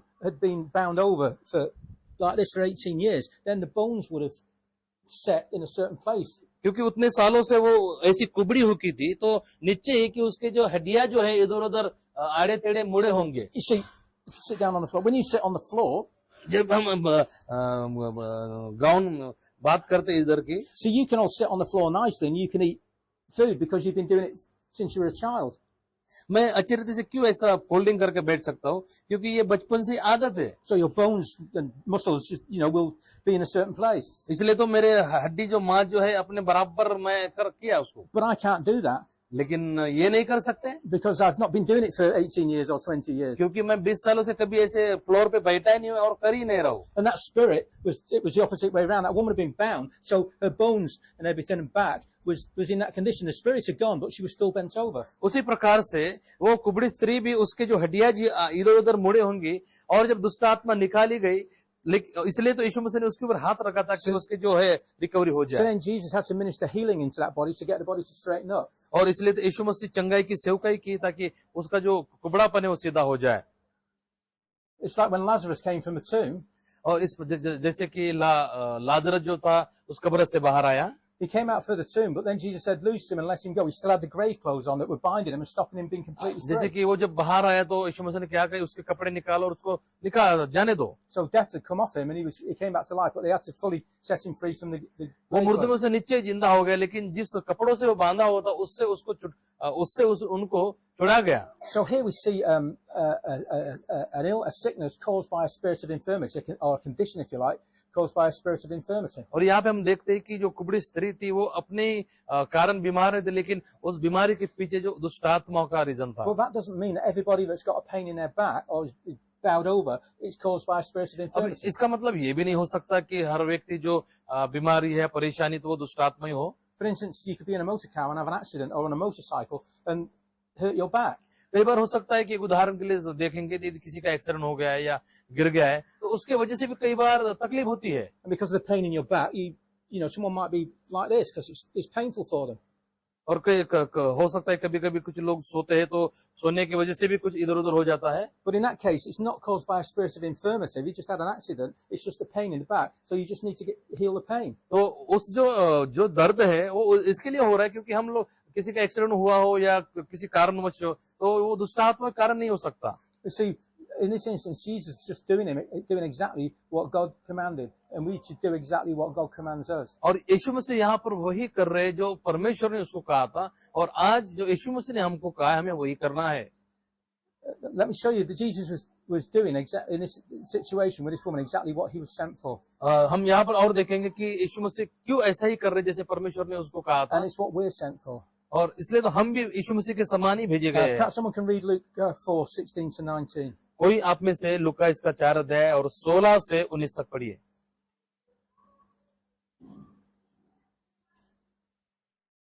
फिर वह नासरत में आया जहाँ पाला पोसा गया था, और अपनी रीति के अनुसार सबके दिन आराधनालय में जाकर पढ़ने के लिए खड़ा हुआ। यशायाह भविष्यद्वक्ता की पुस्तक उसे दी गई और उसने पुस्तक खोलकर वह जगह निकाली जहाँ वह लिखा था, प्रभु का आत्मा मुझ पर है, इसलिए कि उसने कंगालों को सुसमाचार सुनाने के लिए मेरा अभिषेक किया है, और मुझे इसलिए भेजा है कि बंदियों को छुटकारे का और अंधों को दृष्टि पाने का सुसमाचार प्रचार करूं, और कुचलियों को छुड़ाऊं, और प्रभु के प्रसन्न रहने के वर्ष का प्रचार करूं। Notice, can you just read again verse 18? Just want you to क्या take फिर note से एक of it. बार आप 18 पद पढ़ेंगे?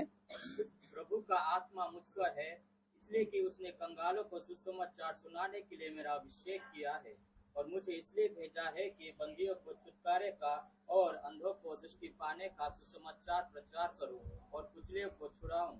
You see, in this instance of Jesus healing the woman, this is exactly what he did.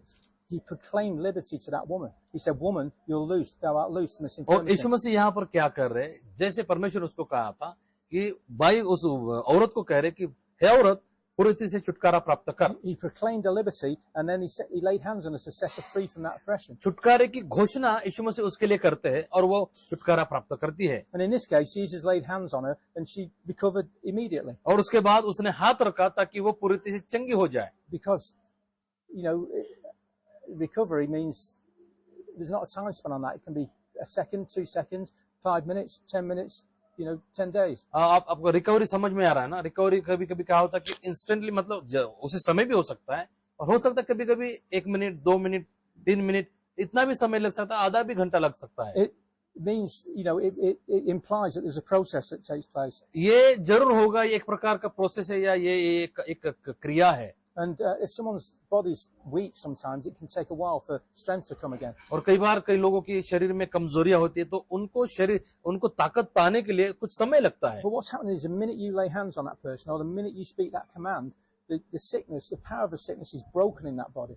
और आपको ये बात जानना बहुत जरूरी है कि जब आप हाथ रखते हैं तो आप एक बात जाने कि जब आपने हाथ रखा तो वो शक्ति जो है वो टूट गई है। But it can take some time for the full change and the full healing to take हो place. सकता है कि कुछ समय लगे उस अच्छे शेप में आने के लिए या चंगा होने के लिए या सामर्थ्य या बढ़ने के लिए, लेकिन वो जैसे आपने हाथ रखा उसी समय टूट गया है। But basically what we do, we are removing the source of that sickness or what's causing that condition. हम हाथ रखने के द्वारा क्या करते हैं, हम दूसरे शब्दों में जो शैतानी ताकत उसके ऊपर जो रखी गई है उसको हम उससे हटा रहे हैं। For instance, if it's raining outside, pouring down with rain, and I go and stand outside in the rain for 5 minutes, I will get soaking wet. My clothes will all be wet. यदि बारिश बाहर में आ रही है, मैं यहाँ से उधर मैं खड़ा रहूं उस आंगन में, तो मैं क्या हो जाऊंगा, पूरे बारिश के कारण मैं भीग जाऊंगा और मेरे कपड़े और मेरा शरीर भीग जाएगा। But if I come in from the rain, यदि मैं बारिश में से अंदर आया, I remove myself from the source. I remove myself, from the source of the rain, the source of the wetness. और मैं यदि वहां से मैं इधर आता हूँ, I've removed that source, and I come inside. But my clothes still look the same; they're still dripping wet. और लेकिन मैं बारिश से भीग कर यदि अंदर भी आऊँ, फिर भी मैं क्या होऊंगा? But after an hour or two, the clothes will dry out. और कुछ समय लगेगा उस गीले कपड़े को सूखने के लिए, They will recover from being wet. लेकिन वो जरूर सूखेंगे, उसको समय लगेगा। Let me just go. Sorry, you can stay down. Let me just go and get some. Give me a second. Just go and getting a leaf. Okay, I've just gone and picked a leaf off a tree. और मैंने एक पेड़ का पत्ता लिया है, संदीप को खिलाना है। Okay, if you look at the leaves on that tree, आप उस पेड़ के पत्तों को देखते हुए जो हरा है, it looks exactly like this. There's no change. You don't see any visible change. आप देख रहे हैं कि कुछ फर्क दिख रहा है उसमें? नहीं। But I've removed it from the bush. लेकिन मैं तो उस पेड़ से तोड़ के लाया हूं ना। So maybe in a day or two, that leaf is just going to go brown and it's going to die. लेकिन कुछ समय के बाद या हो सकता है घंटों और एक दिन के बाद ये भूरा हो जाएगा और सूख जाएगा। When I lay hands on a condition sometimes and I say, in the name of Jesus Christ of Nazareth, pain, go, body be healed, sometimes it happens instantly, like with a woman that was bent over, but sometimes it may happen over a period of time because it's recovering. यदि मैं किसी को ऐसा प्रार्थना करूं कि यीशु के नाम से तू चंगा हो जाए, हो सकता है कि वो तकलीफ उस समय उधर ही रहे, वो दिखे ना, लेकिन जो हाथ रखने के कारण वो शक्ति टूट गई है, वो कुछ समय के बाद दिखेगी। इसको विश्वास। Because when I speak the command, I am removing the source that's causing that sickness. क्योंकि जब मैं प्रार्थना कर रहा हूँ और उस आज्ञाओं को दे रहा हूँ, मैं क्या कर रहा हूँ कि जो शक्ति उस चीज के ऊपर लगी है जिसके कारण वो बीमार है, तकलीफ में, मैं उसको कट कर रहा हूँ, उसको निकाल रहा हूँ। And that source that's causing the sickness is the devil. और जो सोर जो है वो शैतानिक है।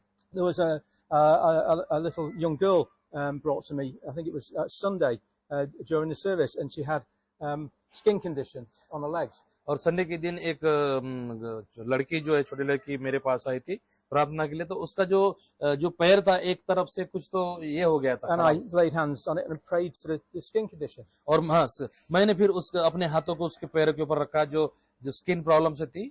When I took my hand off, the skin condition just looked the same.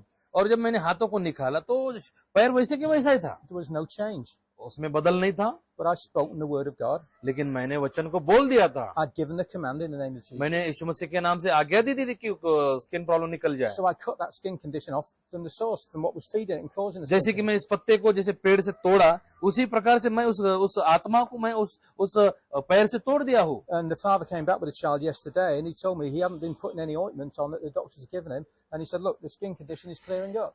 और फिर उसका पिताजी आया, देखिए कि मैं कल से लड़की को कोई मेडिसिन दिया नहीं, लेकिन अभी जो पैर जो है ठीक हो रहा है। So it was recovering. It wasn't an instant, but it was recovering. तो वो शुद्ध होता जाता है, वो एक प्रकार का समय लगेगा, लेकिन होगा जरूर। So just because you don't see any change, this is a problem. People always want to feel something or see something. यही तो लोगों के साथ समस्या है। लोग चाहते कुछ तो मुझे महसूस हो, एहसास हो या महसूस हो, और इसी के कारण वो परमेश्वर विश्वास नहीं कर पाते। I know in a few days' time that'll go brown. It'll be dead. ये कुछ दिनों के बाद जो है ना भूरा हो जाएगा, सूख जाएगा, All that green will go. ये हरापन इससे निकल जाएगा। And we all believe that. We have faith because it's just in the natural, but we need to develop that faith in the spiritual, and have faith that when we speak the word and when we lay hands according to the word of Jesus, that condition will change. और इसमें हमारा पक्का विश्वास है, हमको मालूम है टूट गया मतलब हो जाएगा। उसी प्रकार से हमारा विश्वास जो है, जो हम प्रार्थना करते हैं और यीशु मसीह का नाम का उपयोग लेते हैं, तो ये निश्चय जानना है कि ये टूटेगा और कट हो जाएगा। We can see this clearly in the Bible. और हम इसको बाइबल में पूरे क्लियर देख सकते हैं। Read John. Someone could read John for me. John 4:46 to 53. और यूहन्ना इसका 4 अध्याय 46 से 53 तक, कोई भी आप में से एक पढ़िए। यूहन्ना इसका 4 अध्याय 46 से 53 तक। इसलिए जब वे सामरी उसके पास आए तो उससे विनती करने लगे कि हमारे यहाँ रह, अतः वह वहाँ 2 दिन तक रहा। उसके वचन के कारण और भी बहुत से लोगों ने विश्वास किया, और उस स्त्री से कहा, अब हम तेरे कहने ही से विश्वास नहीं करते, क्योंकि हमने आप ही सुन लिया और जानते हैं कि यही सचमुच में जगत का उद्धार करता है। फिर उन 2 दिनों के बाद वह वहां से निकलकर गलील को गया। I want you to notice something important here. So, मैं चाहता हूं कि आप लोग बहुत महत्वपूर्ण बात को ध्यान दें इधर, and it's what I've just been demonstrating. When the servants came to the master to meet him, we can tell by the words here that the son was not yet totally restored, but the recovery process has started. In English it says, so he asked them the hour he began to get better, and they told him yesterday at the 7th hour the fever left him. और Bible कहती है कि वो लड़का उसी समय अच्छा नहीं हुआ, लेकिन बाइबल कहती है कि वो अच्छा होना शुरू हो गया। So it says he began to get better, he began to amend. In the Authorized version it says he began to amend from that very hour, which means he began to recover from that very hour. उसी घंटे से वो अच्छा होना शुरू हो गया, ऐसा बाइबल कहती है। It wasn't an instant healing, but the source left, the fever left, and then the strength began to come back to his body. वो उसी समय चंगा नहीं हुआ, लेकिन जो सोर्स था उसको बीमार गिराने वाला वो टूट गया था, और उसकी कमजोरी अभी ताकत में बदल रही थी। You know, if someone's in a weak state, they may need to eat some food and afterwards, to get strength back, just in the natural, once the sickness is left, and to recover from that sickness. और शारीरिक रीति से हम यदि देखते हैं तो कई बार यदि बीमारी के कारण कोई व्यक्ति ऐसा होता है कमजोर, तो उसको खाना खाने जैसे शुरू करता है तो कई घंटे या दिन लगते हैं उसको अपने पूरी ताकत को पाने के लिए। We're living in an age now where people, want everything fast, they want it quick, they want it instant. हम इस दुनिया में जी रहे हैं जिस दुनिया में लोग चाहते कि चीजें जल्दी हो, मतलब तेजी से हो। But we need to, teach our people that we don't necessarily get everything quickly from God. Sometimes we do, but sometimes we don't. हमें लोगों को ये बात सिखाने की बहुत जरूरी है कि हो सकता है कि कुछ समय जल्दी हो, कुछ समय ना हो, लेकिन उनको समझाना बहुत जरूरी है कि ये हो सकता है कि समय भी ले सकता है। When people don't see an instant result, they think God hasn't done anything, and their faith weakens. जब तुरंत काम नहीं होता तो लोगों को ऐसा लगता है कि परमेश्वर ने अभी कुछ भी नहीं किया और मेरे जीवन में काम नहीं हुआ। But healing isn't dependent on what we see or what we feel. It's dependent on the word of God and on the promises of चंगाई God. जो है क्या ऐसे आप महसूस करते हैं, क्या देखते हैं, उसके ऊपर निर्भर नहीं है। चंगाई हमेशा परमेश्वर के वचन के ऊपर निर्भर है। And this is where people miss it quite often. We lay hands on them, but because they don't feel anything at the time, they think nothing's happened. They want to feel something. इसलिए तो लोग कई बार जो है चंगाई को खो देते हैं, क्योंकि वो अपने शरीर में कुछ अनुभव नहीं करते या कुछ शुरू नहीं होता, इसलिए वो उन आशीषों को प्राप्त नहीं करते। And many times people even, you pray for people, but there's so much unbelief there that they resist it.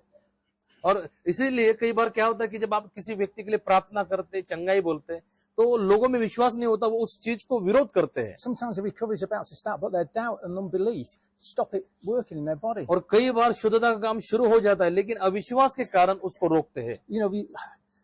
This is a good example because, we don't go by how this looks. We know now that this is going to die. And this is what we've got to get in our heads. Just because we don't see any instant change doesn't mean anything's happened. अभी हमको इसके पत्ते के बारे में बहुत अच्छा विश्वास है। अभी हमको मालूम है कुछ भी क्यों ना हो, ये पेड़ से निकल गया मतलब ये सूखेगा, ये मरेगा, लेकिन ये शारीरिक रीति से, लेकिन आत्मिक रीति से ऐसा नहीं हो पाता, लेकिन होना चाहिए। And sometimes, we may need to pray for somebody twice. We'll see that recovery start, but there's no shame in praying for someone a second time. और इसलिए हमें कई बार दूसरी बार भी प्रार्थना करना पड़ेगा, लेकिन इसके लिए हम लज्जाने की जरूरत नहीं। कई बार क्या होता है कि उसकी रिकवरी शुरू हो गई है, इसलिए हमें दूसरी बार और यदि प्रार्थना करते हैं तो और फास्ट हो जाती है। When I say what I mean by pray for them is we're not praying that God will heal them, but we're speaking healing into their life a second time. और हम दूसरी बार भी हमें वही प्रार्थना करनी चाहिए कि प्रभु इसको चंगा कर करके। Look at Mark 8, Mark 8, 22 to 25. मरकुस इसका 8 अध्याय और 22, 23 और 24 और 25 पद पढ़िए। Mark 8, 22 to 25. मत्ती 8 इसका 22, 23, 24, 25. ते बेतसेदा येथे आले तेव्हा लोकांनी त्याच्याकडे एका आंधळ्याला आणले व आपण त्यास स्पर्श करावा अशी विनंती केली। मग त्याने आंधळ्याचा हात धरून त्यास गावाबाहेर नेले। मग येशू त्या आंधळ्याच्या डोळ्यावर थुंकून त्याच्यावर हात ठेवून त्यास विचारले, तुला काही दिसते काय? त्याने वर पाहिले आणि म्हणाला, मला माणसे दिसत आहेत असे वाटते, कारण ती मला झाडासारखी दिसत आहेत, तरीही ती चालत आहेत। नंतर येशू पुन्हा आपले हात त्या मनुष्याच्या डोळ्यावर ठेवले, त्याने डोळे उघडले तेव्हा त्यास दृष्टी आली आणि त्यास सर्व काही स्पष्ट दिसू लागले। So if you notice something here, that the healing began to start on the man's eyes, but it wasn't fully completed. और यहाँ पे आप ध्यान देने लायक बात है कि जिस मनुष्य के अंदर चंगाई की शुरू हो गई, लेकिन पूरी रीति से नहीं आई थी। You know, Jesus said, do you see anything? यीशु मसीह उससे क्या कहता है, क्या तू क्या देखता है? And he could see to a certain extent, but it wasn't clear. जब वो देखता है तो वो कहता है कि मैं देख तो रहा हूं, लेकिन मुझे साफ रीति से दिख नहीं रहा। So Jesus laid his hands again, and the man was fully healed. और इसलिए यीशु मसीह ने दूसरी बार और हाथ लगाया और प्रार्थना किया, और दूसरी बार जब प्रार्थना किया तो पूरी रीति से देखने लगा वो And मनुष्य। that's why quite often if you see me when I'm laying hands on the sick, I'll speak to people and say, how does that feel now? Is that fully gone? इसलिए आप मुझे भी कहीं notice करें, ध्यान दे कि मैं किस प्रकार से प्रार्थना करता हूँ। मैं पहले प्रार्थना करता हूँ और पूछता हूँ क्या आपको अच्छा लग रहा है या नहीं, और यदि लोग बोलते कि नहीं तो फिर से मैं हाथ रखकर और प्रार्थना करता And हूँ। sometimes there may still be a little pain there. The pain's reduced, or the stiffness is reduced, but it's not fully gone. और कई बार क्या होता है कि दर्द आधा चला जाता है या कुछ चीजें आधी निकल जाती है। इसका मतलब क्या है कि पूरा गया नहीं, लेकिन शुरू तो हो गया है। Sometimes the condition is putting up a fight. It's a bit more resistant. Sometimes the condition is a bit more resistant. Some conditions seem to be a bit more resistant to the command than others. और कई बार क्या होता है कि परिस्थिति इतनी जटिल रहती है कि वो जल्दी खुलती नहीं, इसलिए डबल हमको और ताकत लगा के उसको हटाना पड़ता है। So I'll speak to it again because I know it's got to obey. और इसलिए हम दूसरी बार भी उसको आज्ञा देना, क्योंकि हमको मालूम है क्योंकि आज्ञा देने से वो हट जाएगी। And then ask them again, is all the pain gone? And they say, yeah, the pain's now completely फिर gone. वो दूसरी बार जब करने से लोग बोलते कि यस अभी पूरा दर्द निकल गया है। See, the Bible said, lay hands on the sick and they will recover. So they'll start to recover, but then you may need to lay hands on again to get a complete recovery. Bible कहती है कि तुम हाथ रखो और बीमार चंगे हो जाएंगे, इसलिए हमको दोबारा और दोबारा और दोबारा हाथ रखने की जरूरत है ताकि लोग चंगे हो जाए।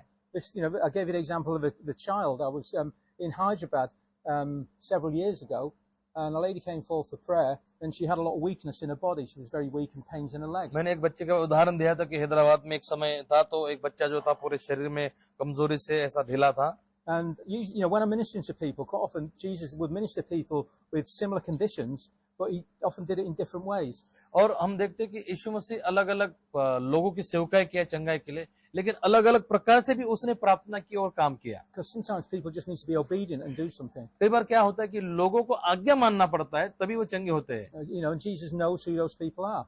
और यीशु मसीह को मालूम है कि आप लोग कैसे हैं और लोग कैसे हैं। One man Jesus told to go and wash in the pool to get healed. एक व्यक्ति को तो यीशु मसीह ने कहा कि जा उस पुल में जाकर अपने आप को शुद्ध करके आ। And so sometimes, if I pray for someone and the healing doesn't manifest straight away, I say, Lord, do I need to tell them to do something? और जब कभी मैं प्रार्थना करता हूँ, यदि वो चंगा नहीं होता तो मैं प्रार्थना करता हूँ परमेश्वर से कि प्रभु इसको कुछ है क्या जो मैं बता सकूं जिससे ये चंगा हो जाए। And I thought, tell this woman that when she leaves here, with every step she takes, to confess that she's getting stronger और and मैं उस stronger. औरत को ये कहा कि जब तुम विश्वास का कदम लोगी और अंगीकार करती रहोगी, तुम चंगी होती रहोगी। Now, many people would have just walked away and not done that और हो सकता है कि बहुत सारे लोगों को बता दे, लेकिन वो करते नहीं। because they didn't feel anything at the time and they weren't healed at the time. They thought, oh, God hasn't done anything. और क्योंकि उन लोगों को कुछ ऐसा एहसास नहीं होता, इसलिए उनको लगता है कि शायद परमेश्वर ने कुछ भी नहीं किया। But the woman was obedient to do what I called it.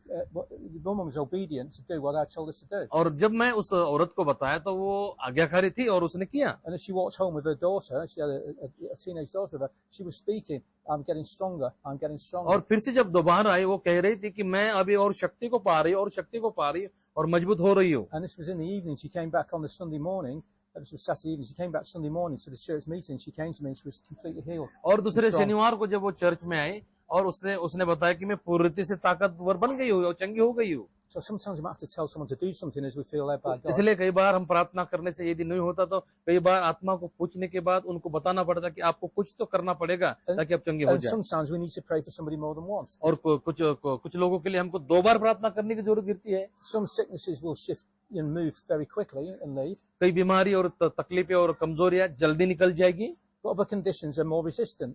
और जितने भी ताकतवर चीजें रहती है या रोकने वाली, Especially if they're sustained by demons. Sometimes, if a demon's been there for a long time, it doesn't want to move it. और जहाँ पर out. जिस घर में दुष्ट आत्मा ज्यादा समय से रह रहे वो शक्तियां हिलती नहीं ज्यादा That जल्दी, person's body has become its home and it doesn't want to leave there because it's going to have to go somewhere else. क्योंकि and कई बार wander क्या through होता है dry कि वो places. शरीर दुष्ट आत्माओं का घर बन गया, इसलिए वो दुष्ट आत्मा उस घर को छोड़ना नहीं चाहती जल्दी। So sometimes they'll resist and put up a fight. और तो इसलिए हम कुछ समय जो क्या करना पड़ता है कि और रोकना पड़ता है और आग को देना पड़ता है। But we do not back down.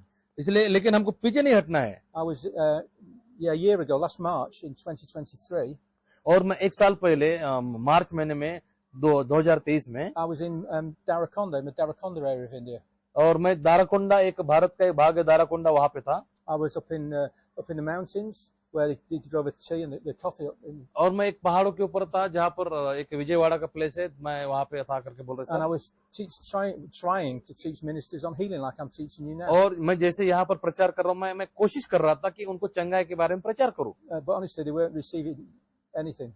लेकिन वो कुछ भी प्राप्त नहीं कर रहे थे। It was a real struggle, not like it is here because you're really receiving. लेकिन यहाँ पर मुझे कुछ भी तकलीफ नहीं हुई, आसानी हुई, क्योंकि आप लोग सभी समझ रहे इन बातों को। And on my last night, there was a healing meeting. और कल जो थी चंगाई की सभा थी, I asked, could you bring the sick to be healed? Because I wanted to be able to get the ministers to lay hands on the sick to see people recover, as I've been teaching. Today No, yesterday, in Darakonda, okay okay okay. I asked them to और have a healing उनको meeting मैंने in the जब evening. चंगाई की सभा चल रही थी तो मैंने उनको पूछा कि आज जो चंगाई के बारे में आपको सिखा रहा हूँ, आप क्या कीजिए कि बीमारों को लाइए। And so they were expecting 30 people, but I think about 50 people came who were sick. और हम आशा कर रहे थे कि 30 लोग आए, लेकिन वहां 50 लोग आ गए। And people began to come forward for healing. और लोग जो है चंगाई के लिए सामने आने लगे। And 2 or 3 of the pastors started to lay hands on the sick, but they were doing it fairly half-heartedly. और 2-3 पास्टर जो है वो जो चंगाई के लिए प्रार्थना कर रहे थे, लेकिन आधे मन से कर रहे थे, Because they'd not caught that spirit of faith. क्योंकि वो विश्वास की आत्मा उनके अंदर नहीं थी। And then they brought me, the last person that came forward for healing, many people were getting healed of all sorts of pains and sicknesses. लेकिन जब आखिर में मेरे पास उन लोगों को लाया गया तो वो लोग चंगे होने लगे। As I would lay hands on, there'd be lumps that would disappear and all sorts of things happening. और जब मैं अपने हाथों को उनके ऊपर रखने लगा तो गांठ और ये बहुत सारी चीजें गायब होने लगी। We'd have paralyzed arms, gain strength. और एक तो लकवे का हाथ था, वो भी अच्छा हो गया। And then they brought me a man who was deaf in both ears. He'd been deaf from birth. और एक आदमी को लाया जो दोनों कानों से बहरा था और वो भी चंगा हो गया। And the translator said to me, he's lip reading, he can understand, but he's only lip reading me. He could lip read Telugu. ये वो जो है समझ नहीं सकता है, लेकिन पढ़ सकता है कुछ, तो मतलब लिप्स ऐसा, He could not hear. लेकिन वो सुन नहीं सकता। And so I was standing there and there was, maybe 49 other people, all people just looking at me और मैं वहां पे खड़ा था और वहां के 14 लोग ज्यादा मेरे को देख रहे थे to see what was going to happen. कि क्या होगा उस व्यक्ति के साथ करके। Now, at that point, people would think, there's a man there. How do I feel at that point? Do I feel a great anointing on me for healing? आप क्या समझते कि क्या मैं बहुत बड़ा अभिषेक अनुभव कर रहा था उस समय? People suddenly expect when you're going to heal the sick, you're going to feel power drop on you from heaven, and you're going to feel all this tingling, and then lay hands on people, and they get healed. कई बार लोग ऐसा सोचते हैं कि जब चंगाई के लिए करे तो ऐसा उनको लगना चाहिए कि बहुत बड़ा सामर्थ आया, उनके हाथ पैर हिल रहे, ताकि हाथ पैर हिलता हुआ उनके ऊपर चला जाए ऐसा। Now, sometimes you might feel a great anointing, and sometimes you don't. On this occasion, I didn't feel anything. It was hot, and it was the end of the day. I was tired. और कई बार हो सकता है कि आप ऐसे सामर्थ को अनुभव करें, लेकिन कई बार हो सकता है कि आप कुछ भी अनुभव ना करें। I've been praying for lots of people. और मैं उस समय कुछ अनुभव नहीं करा, लेकिन मैं प्रार्थना कर रहा था। And unlike the Americans, there was no bouncy music and things to, whip people's emotions up. और अमेरिका का सामान मैं ऐसा खुद तोड़ के इसको फेंक नहीं रहा था, ये नहीं कर रहा था। Or any emotional music. और कुछ ऐसा गाने बजाने बैंड नहीं था। I just had a man who was deaf from birth standing in front of me, and 49 people all looking at me, expecting something to और happen. 40 लोग या 14 लोग वो देख रहे थे और मैं उस व्यक्ति के साथ खड़ा था जो बहरा था, And all I could hear और मैं एक ही बात सुनता था was the voice of the devil in my ear और वो शैतान की आवाज मेरे दिमाग में, saying, now what are you going to do? अभी तू क्या करेगा? He's saying, you've not healed a man deaf from birth और before. मुझे मालूम है तू इस बहरे को चंगा नहीं कर सकता. I prayed for people who'd been deaf and their ears had opened, but they'd all been able to hear and they'd gone deaf. और मुझे मालूम है कि बहुत सारे लोग के लिए मैंने खुद प्रार्थना भी किया था, लेकिन वो चंगे नहीं हुए थे. So I'm standing there और मैं यहाँ पर खड़ा हूँ in front of this man, और ये सोचे कि and ये the व्यक्ति, devil's going, what are you going to do? Remember, the devil's favorite expression is, what are you going to do? What are you going to do? और आपको ये बात मालूम होना है कि शैतान का सुंदर शब्द है, तू क्या करेगा, तू क्या करेगा अभी. So I put my fingers in the man's ears, और मैंने क्या किया कि अपने हाथों को उस मनुष्य के कानों में डाला and I said, I can't remember exactly what I said, but I said, in the name of the Lord Jesus Christ of Nazareth, you will open, you will be healed in Jesus' name. और Something like that. मैं याद नहीं कर सकता कि मैंने क्या किया, लेकिन मैं कुछ तो ऐसा ही कहा कि कानों में उंगलियां डालकर कहा, यीशु मसीह के नाम से बहरापन निकले. Nothing happened. कुछ भी नहीं हुआ. Now, at that point, it would have been very easy because the devil was going screaming down my ear, well, this is embarrassing. और ये ऐसा ही हुआ जैसे कि शैतान मुझे तकलीफ दे रहा था मेरे दिमाग में, और वैसा ही हो गया. Just tell people, well, it's not God's will, like other ministers do, and just go and sit down and send the man away. लेकिन मैंने ऐसा नहीं कहा कि ये चंगा इसलिए नहीं हुआ तो ये परमेश्वर की इच्छा नहीं से बाकी के लोग कहते हैं. And people would have accepted that. और हो सकता है कि यदि मैं कहा होता कि ये परमेश्वर की इच्छा नहीं इसलिए नहीं चंगा हुआ, तो लोग उसको रिसीव भी कर सकते थे.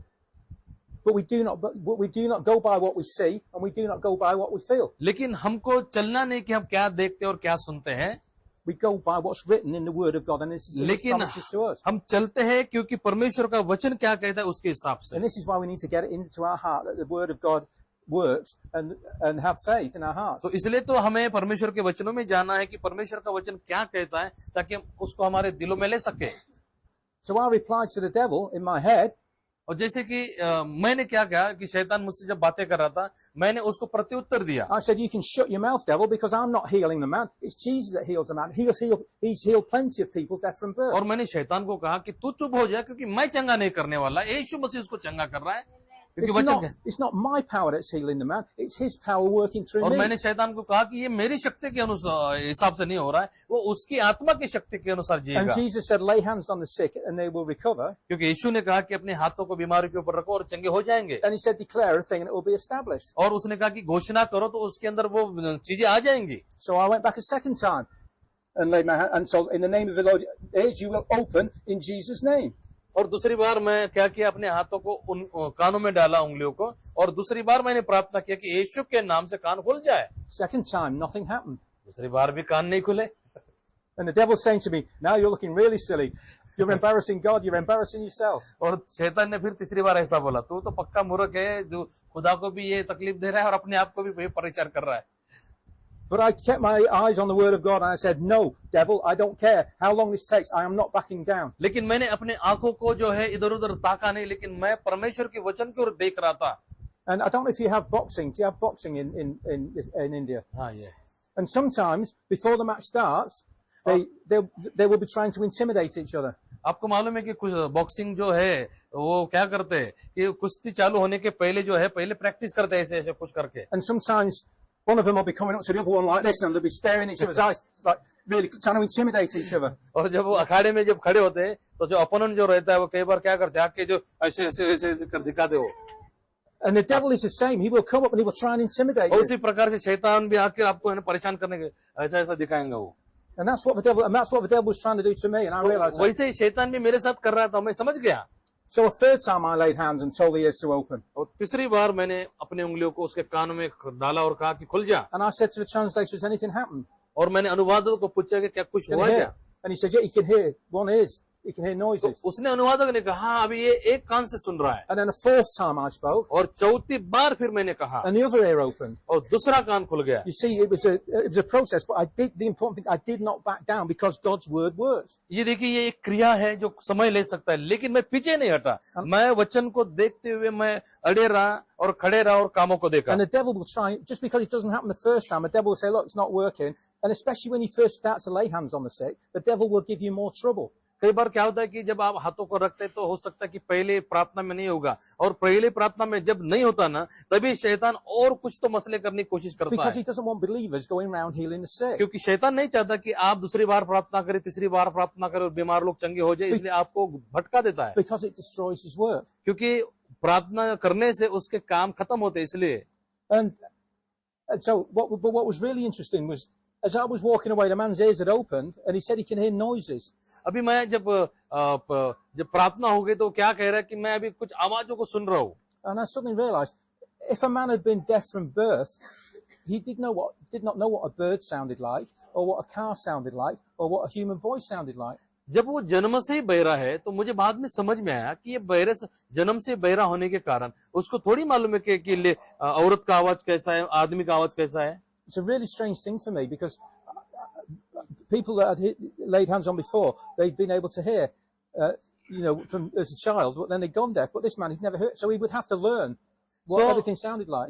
मुझे ये बात बहुत अनजान लगी, क्योंकि समझ गया, क्योंकि जन्म से बहरा होने के कारण उसको मालूम है कि औरत का आवाज कैसा है और आदमी का आवाज कैसा है। मैं उसको बताया कि अभी तुझे सीखना पड़ेगा, तुझे समझना पड़ेगा कि आवाज किस किस के है। So when you lay hands on somebody, I'll do some practical and show you how to do it in the next session. When you lay hands on somebody, the important thing is, if you don't see anything straight away, don't back down. मैं जब अगले सत्र में हम देखेंगे, मैं आपको हाथ रखकर प्रार्थना चंगाई के बारे में सिखाऊंगा। जब भी आप हाथ रखकर प्रार्थना करते कुछ भी होता नहीं, पीछे मत हटिए। And don't listen to what the devil's telling you. Look at what the word of God says. शैतान जो आपको बताता है उसको मत सुनिए, लेकिन हमेशा फोकस अपने वचनों के ऊपर Don't रखिए। look at the circumstance. Look at the promise. परिस्थितियों का ना देखिए अभिवचन को कि क्या कहता है। Now I'll show you something else that's important. Remember we're talking about Jesus, and it says people went to hear and to be healed. और मैंने और महत्वपूर्ण बातों को आपको दिखाना चाहता हूँ कि यीशु मसीह ने क्या कहा कि जाओ और सुनो। Let's just look at this scripture about Jesus in his hometown. और आइए हम इस वचन को देखेंगे जो यीशु अपने घर में था तब। Mark 6.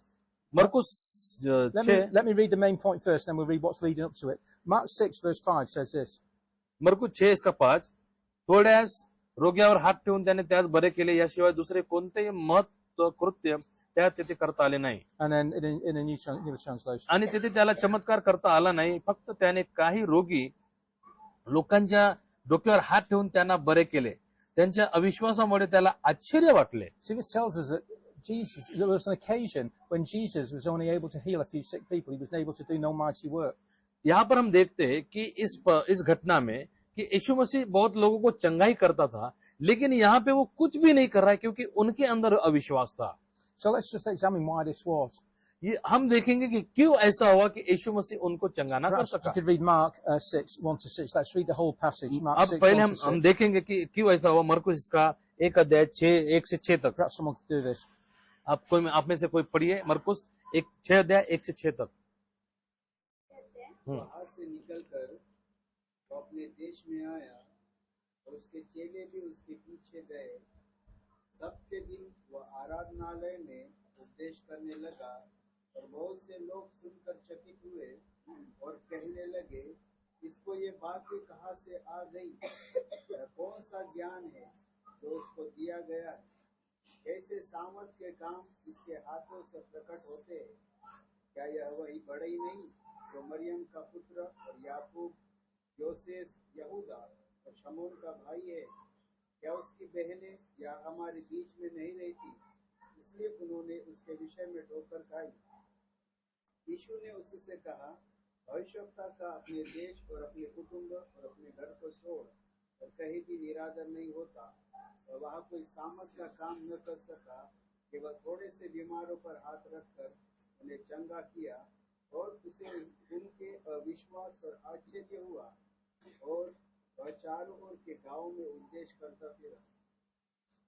Okay, this tells us that the reason he could not do any mighty works was because of people in the synagogue took offense at him and did not believe.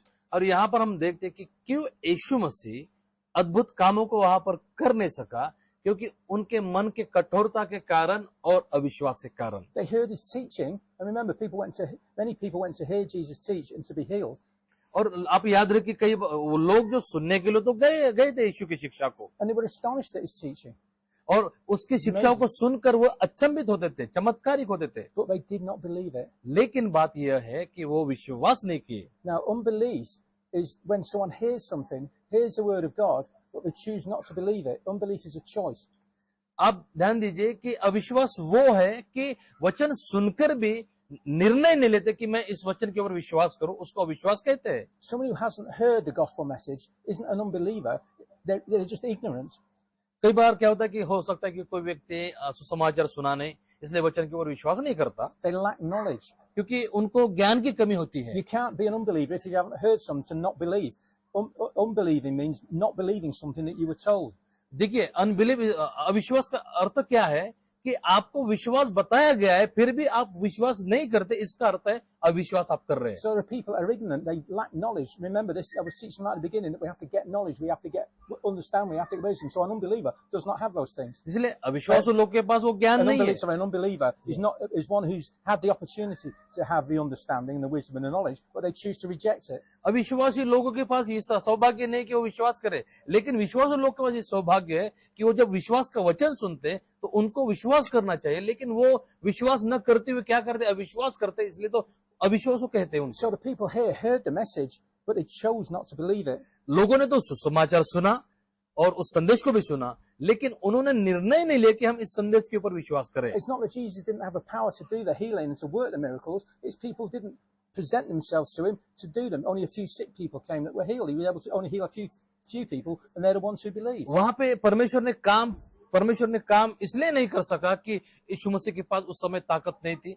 लेकिन यीशु मसीह ने कुछ कर नहीं पाया। क्यों? क्योंकि उस समय वहां के लोग जो थे वो अविश्वास की दशा में थे। So don't be discouraged if you go into a particular church and suddenly you find that people aren't getting healed. और आप इस बात से निराश ना हो कि जहां पर आप जब प्रार्थना करने के लिए जाए तो लोग यदि चंगे नहीं होते तो आपको उतना चिंता करने की बात जरूरत नहीं है। Because sometimes people choose not to believe the message that you're preaching about. क्योंकि कई बार क्या होता है कि जो प्रचार आप करते तो लोग निर्णय लेते कि उनके ऊपर विश्वास ना करे करके। After I was in Darakonda and seeing the healings and the miracles, the last weekend I was in India, I went to another church. और जब मैं दारकोंडा में था उसके बाद दूसरे दिन दूसरे चर्च में चला गया, belonging to one of my friends. और मैं मेरे एक दोस्त की जगह, And this is a very traditional church. और वो बहुत पारंपरिक चर्च थी। And I went into the church and I preached a healing message, a really strong healing message. और मैंने उस चर्च में एक सामर्थ्य चंगाई के बारे में संदेश दिया, And a few people came forward for healing. और कुछ लोग आगे आए चंगाई के लिए। And apart from one old lady where there was some slight change in her arm, nobody was healed. और वहां पे एक ही औरत जो थी चंगी हो गई थी, बाकी कोई भी चंगा नहीं हुआ। And I'm Lord, I went away thinking, well, why? You know, the people in the other churches and the other places had exactly the same conditions. They were healed, and these people weren't. और मैंने प्रभु से कहा, प्रभु ऐसा क्यों हो रहा है? क्योंकि मैं ऐसे बहुत चर्चेस में जाता हूँ और ऐसे ही परिस्थिति के लोग चंगे हो रहे, लेकिन यहाँ पर क्यों नहीं हो रहा है? And the Lord said to me, it's because of their unbelief. और यीशु प्रभु ने मुझसे कहा कि क्योंकि ये लोग विश्वास नहीं कर रहे, They've been reading the healing scriptures and just ignoring them and hardening themselves to it. वो चंगाई के वचन पढ़ रहे, लेकिन उनको मालूम नहीं कैसे अप्लाई करे, इसलिए वो अविश्वास की दशा में है। And although you were preaching truth in the Word of God, they were so used to people, you know, preaching against healing and saying, well, you know, it's not God's will to heal, or you know, it's just His will for you to be sick if you're not healed. कई बार क्या होता है कि कुछ जगह में ऐसा प्रचार किया हुआ होता है, इसलिए लोगों के अंदर विश्वास नहीं बढ़ता। कई बार क्या होता है कि लोग जब बीमारी से चंगे नहीं होते तो लोगों को लगता है, धार्मिक लोग ज्यादा विचार करते हैं, हाँ हो सकता है परमेश्वर की इच्छा नहीं हो इसलिए मैं चंगा नहीं हो रहा। तो इस दशा के कारण कई बार विश्वास का प्रचार करने के बाद भी लोगों में वो विश्वास तैयार नहीं होता। So what we've got to do, we've got to preach as best we can to raise faith in people. तो इसलिए हमें क्या करने की जरूरत है कि हमको सिखाने की जरूरत है ताकि लोगों के अंदर हम विश्वास को तैयार कर सके। Like you know, like Paul did with a man at Lystra, you know, where he perceived a man had faith to be healed. He was preaching and he saw, yeah, he's got faith. So we need to preach the full gospel of the kingdom about healing so people have faith. और इसलिए जिस पौलुस के समान, जिस पौलुस ने लंगड़े के लिए प्रार्थना की और उसको विश्वास आया और विश्वास के कारण वो चंगा हो सका, उसी प्रकार से हमें लोगों को ये शिक्षा देनी चाहिए जो शिक्षा उनको विश्वास में मजबूत बना सके। Because we need to drive out that unbelief. क्योंकि हमको उनके अंदर का जो अविश्वास है उनको निकालने की जरूरत है। But there's some people who are so set in their ways and set in their religious mindset that they will not move and they resist the power of God. और लेकिन कुछ लोग ऐसा नहीं होता, कुछ लोग जो है अपने माइंड को सेटल करके रखे कि मेरा निर्णय ऐसा ही है, मेरे विचार ऐसे ही है, बाइबल ऐसी ही कहती है, इसलिए आप कितना भी उनको समझाएं वो होता नहीं उनके साथ। And so what did Jesus do at that point? Did he give up? क्या यहाँ पर यीशु मसीह ने छोड़ दिया? No, Jesus' response to this was, Mark 6:6 tells us, and he went among the villages teaching. His response was to go out and continue teaching with more fervency the word of God, so it will break through that unbelief. जब लोग चंगे नहीं हुए तो कहा वहां पे यीशु नाराज हुआ, हताश हुआ? नहीं, वो दूसरी जगहों में गया, लेकिन वो प्रचार करता रहा. And this is why I've been giving you scripture and scripture and scripture and evidence and evidence and evidence to try and break through any unbelief that is formed in your hearts or minds regarding God's will to heal. तो इसलिए तो मैं आपको वचन और वचन दे रहा हूं, ताकि आपके अंदर जो अविश्वास है कुछ बातों के लिए वो खत्म हो जाए और आपके अंदर विश्वास तैयार हो, ताकि आप विश्वास के द्वारा परमेश्वर के हर आशीषों को प्राप्त करें. So, because I wanted to get to this point today where you can have confident expectancy that when you lay hands on the sick, they will recover. ताकि आप उस मुकाम पे आ सके, ताकि आपके अंदर इतना विश्वास हो कि जब भी आप किसी के लिए प्रार्थना करें तो वो व्यक्ति चंगा हो. Because this will give a power to your ministry, to your church, and to your congregation, because you can be teaching people exactly the same thing. क्योंकि ये आपको शक्ति देगा और आपके विश्वास को बढ़ाएगा, और इस प्रकार से आप अपने लोगों को, अपने परिवार को सिखा सकते, ताकि वो परमेश्वर के आशीष के ऊपर विश्वास करे, चंगाई के ऊपर विश्वास करे. Praise the Lord. Praise the Lord. Maybe we'll take a short break and then we'll go on to some more practical things after the break. और यहाँ पर हम कुछ समय का चाय का ब्रेक है, और चाय के ब्रेक के बाद हम लोग फिर से कुछ प्रैक्टिकल करने वाले हैं. तो यहाँ पे 12:10 बन गए, तो 12:30 बजे हम मिलेंगे. Is everybody good?